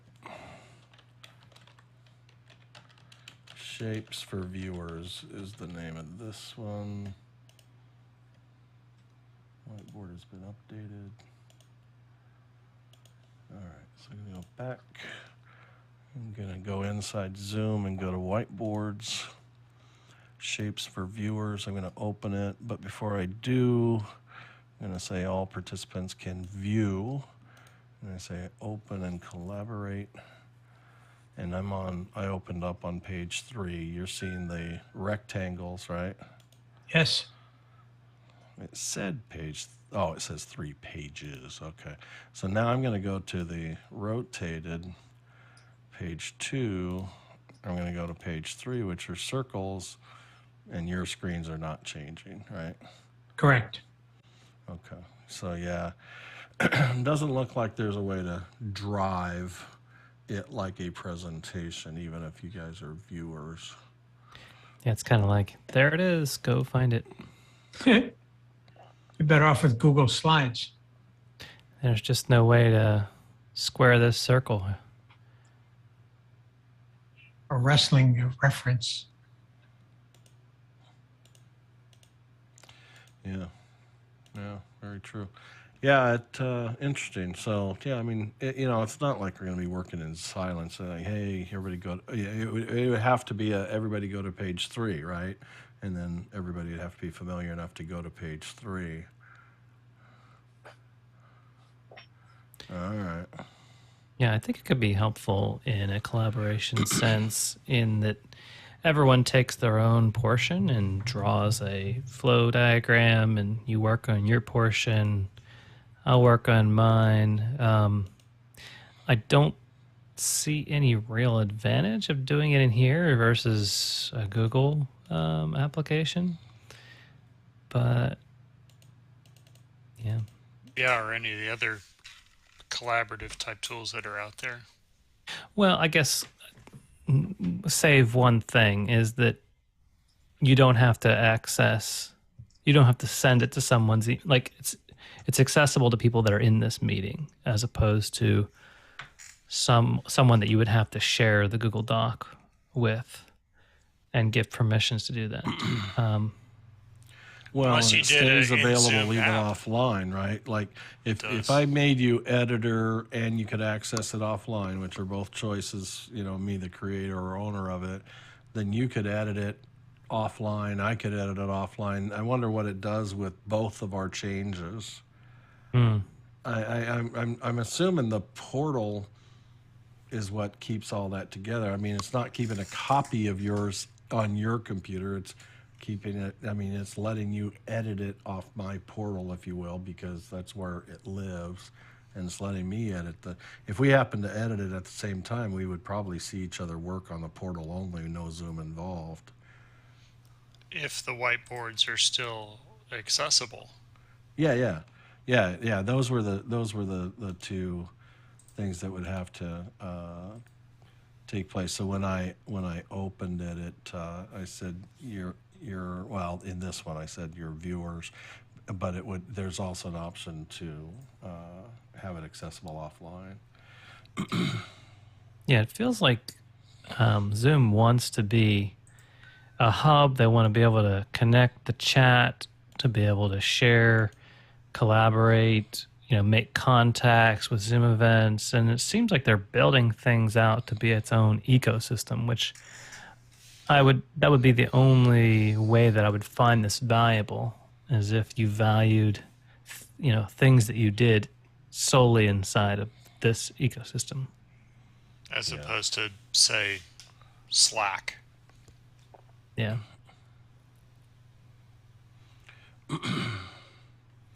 Yeah, I mean, the nice thing is, it's it is together. It's it's creating a file out of it is secondary. It's kind of like, it's a virtual first approach versus, in person. This is a cloud first and file based second.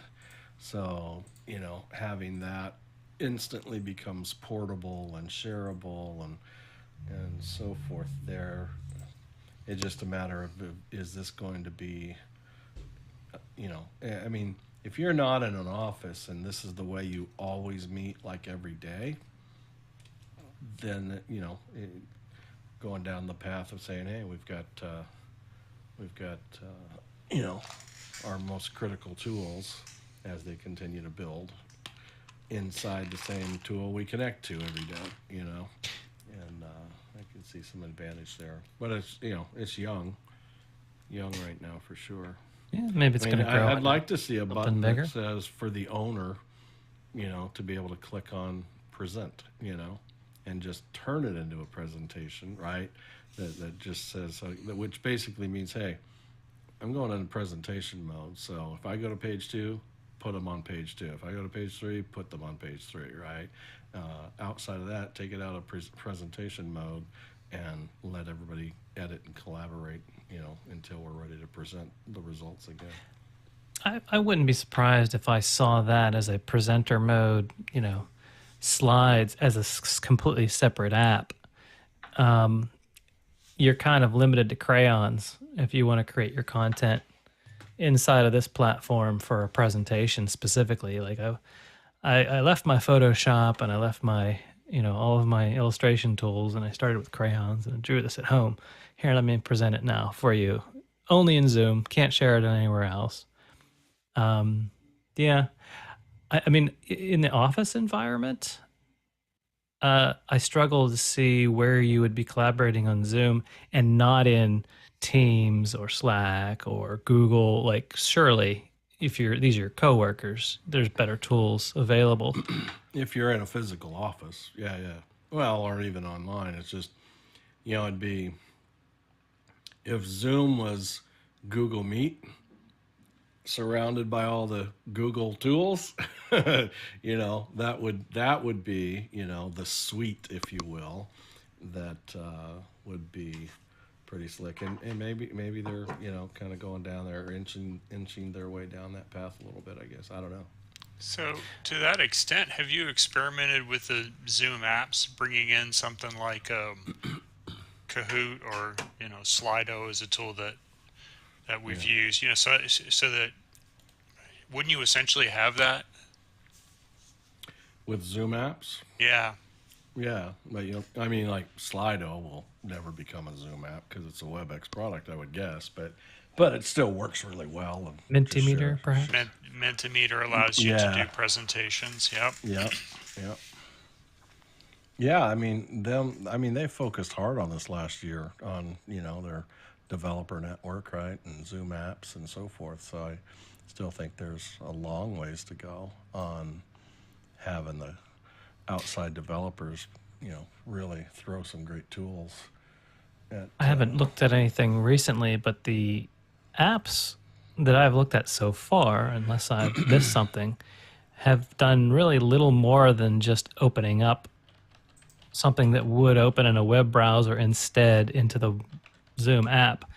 But it's not like you can distribute the app to people that's in your meeting.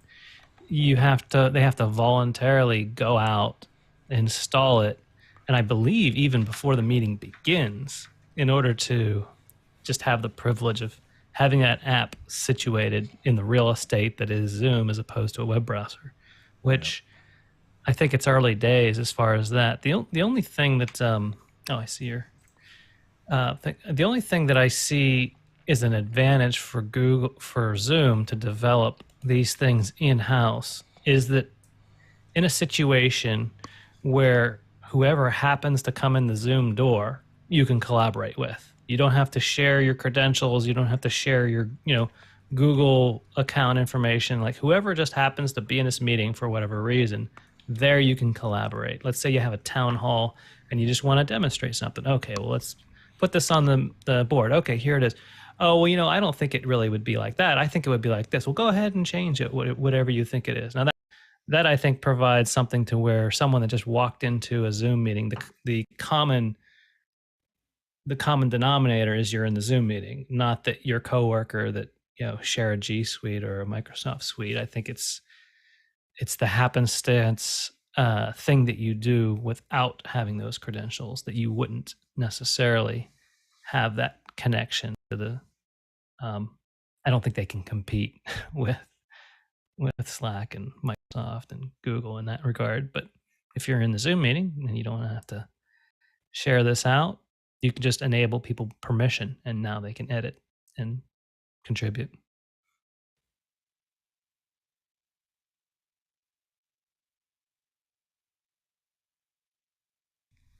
So, Josh, what did you see when I triggered an invite?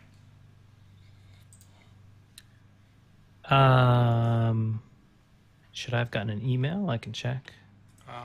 Well, let's see. What should have happened? You're invited to. Okay.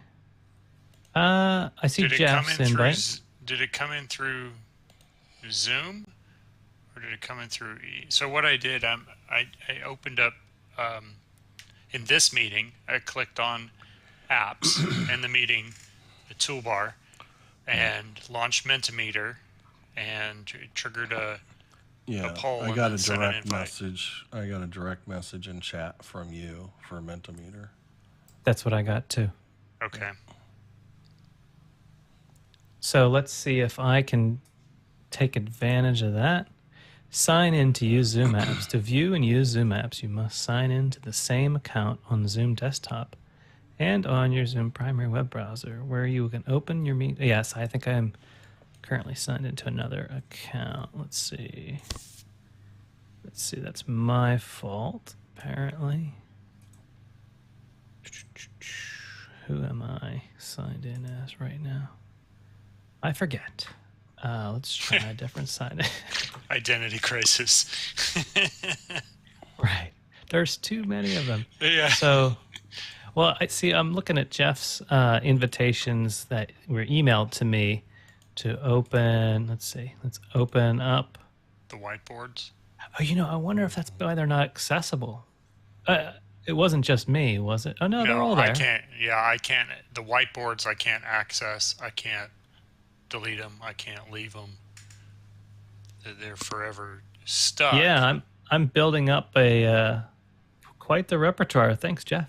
Yeah. Of whiteboards. And you can't clean them up, or at least I can't. I can't clean them up. Well, you're not the owners, but if I were to, so stay on that page, and let me go to my portal. Yeah, let's say I leave the project now, right? It's Hotel California for me. So if I start moving these to the trash, Shape Reviewers is now gone. Is it gone? Did it disappear? Let me refresh the web page. I've got a... What do I got? Not recently modified. How about... Let's make sure everything is there. So I've got a nobody shared, an untitled 1, untitled 2, untitled 3. Okay, so I just deleted nobody shared. Okay, let's refresh the page. Now I'm showing mine. nobody left my whiteboard collection. Okay. So I'm just gonna clean all these up. I'll leave the one untitled that has the DBE store logo in it on page 1. That's the only one that should be there now. Okay, let's refresh. There is one there, and it says locked by the owners, and it does not give a preview, so I don't know what So image is now- there or not. Now it's unlocked. Okay, refresh again. There we go. Now I see the DVE store logo. Cool. And can I leave it? Negative. Can I duplicate it? Negative. So looks like I can do nothing So with it. it says I can. So Jason, I wonder if you have to share it, but I've gotten emails that you've shared with me. Yeah, no, you're all listed as editors on this first. And when I one we click worked on the with. link and open it up in my portal and arrive here, it still teases me with the options to do things that don't work. That's really weird. I'm gonna change you to. This one might have not see, gotten it released. It won't might let have me- might have slipped out. Make you a co-owner. Well, it gave me an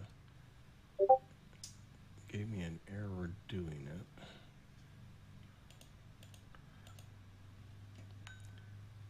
Jason, make you a viewer, forbidden. Yeah, there's something wrong with this file. Like even myself, although it gives me a list of everybody who has access to it and what type of access, if I try to make you a commenter or a viewer, everything I try to make you, it pops up a forbidden response. Jason, I'm gonna see if I can remove you. It did remove you, but I couldn't change your role or access. All right, now that I'm removed, let's refresh and see. Yep, I'm all clean. Let me just make sure I say date created, all whiteboards, and refresh again. Yeah, it's all cleaned up. Interesting. It's kind of misleading on the being able to change permissions after you have a list of collaborators. So if you removed me from the whiteboard, then it removed the whiteboard from my list of whiteboards? From your list, but it's still, if you refresh Josh, it should still be in Josh's, because Jason, you were the only one I removed. So your list is empty. Josh's still shows the untitled with the DVE store logo in it. So then the question is, what if I opened this one and all participants can edit? That should add.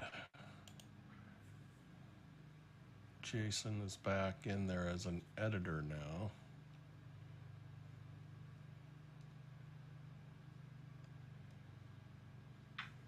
You see it now, Jason? Not yet. Let me try again. Let's try Control F5. Let's just make sure I'm pulling it fresh. Nothing there. Let's toggle some of these criteria. All whiteboards by date created. Nothing. Yeah. So if I click on the the little thumbnails up on the top right corner where it shows who has access, it gives a drop down and says Jason is an editor. But if I click on the share button, then in the list you're not in that list. So I think they still have some permission management cleanup issues with their code. Yeah, like I can scribble on that whiteboard that was open there. Okay, interesting. Yeah. So I closed that whiteboard, came back to my portal, went to share on that whiteboard, and you're listed again when I had removed you and it cleaned up your space and so forth. So I don't know if it's more committed now. Yep, to it's you being back. an It's editor. back on my list. Yeah, interesting. All right. Very cool. Well, We're gonna have to have a whiteboard etiquette All right. now.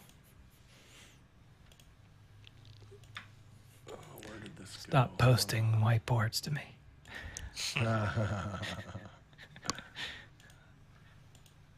Oh, where did this go? Oh, here it is. So I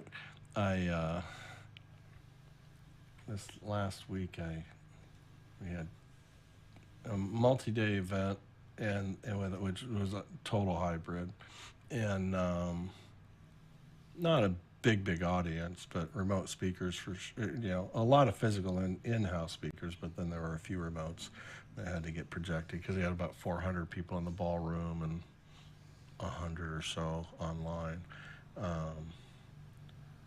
But they did a giveaway, and they wanted to do a drawing, and so that could be anybody remote or present in house. And so they popped up a QR code on the projector screens. I also put it on the Zoom, and everybody entered to win. And so when they entered to win and they were getting ready to draw, this is what they used. And this is the group, American, 87 National Convention of American Mothers. That's, what is this, their database? Yeah, this was their database too. So anyways, so they popped it up to spin the wheel, and it picks a winner. I had never seen this tool before, and That's cool. It was kind of cool. And so, and this ends up being a URL, and so I put the URL into my vMix. I scaled it up. I cropped left, cropped right down to just the wheel, and then I Luma keyed out the black, and it just became a circle on top of their branded graphic. So it was the spinning circle, spinning wheel, next to the studio shot of the hosts, and we popped it up, and away we go. So it was pretty cool. But the thing that was so weird about this is the 2.5-day event prior, completely different customer. This was the studio broadcast out to Zoom. The one that was prior to this was the ballroom combo. They used the same tool. I'm like, I've never seen this tool before. I just had two completely different clients use it in the same week in the same town. Like, wow, that was wild. Anyway, so you you go ahead and you just click on it, and it spins. And How do you get the contestant names in there? yeah, I'll tell you. So pops up the winner, and you can either remove them from the mix, hide them, close, do it again, and so forth. So the database itself can be manually entered. I think these guys probably manually entered it, maybe, but maybe not. But it also it on the back end.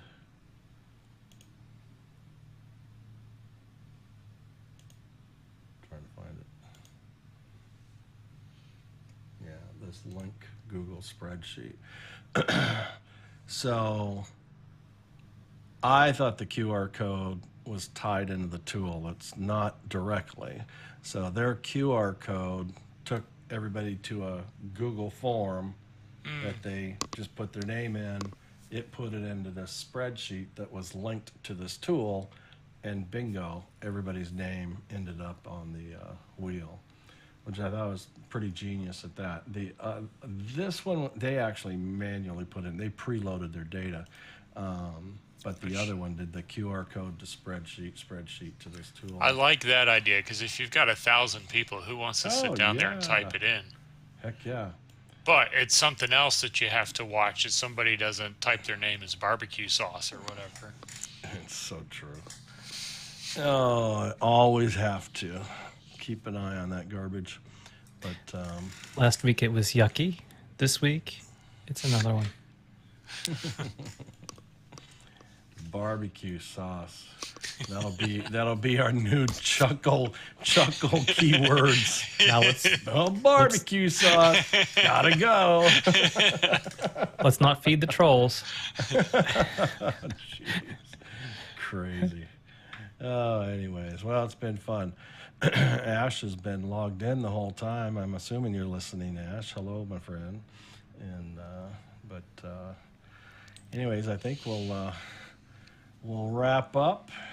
And Jeff, sorry, I was working, so I couldn't join in. I work figured going on, but I was listening to you guys. I figured as much, so glad you could tune in. But anyways, yeah, we'll wrap up. I'll just close this out with the music and slides as we always do. But good seeing you, and I've got third or fourth week, maybe both, in May. I've got some possible needs for some coverage on Friday, so if either one of you might be available, check that out, and I may end up needing to send out a request. So till next week, 3 p.m. Eastern on the Zoom Test Kitchen. I will see you guys then.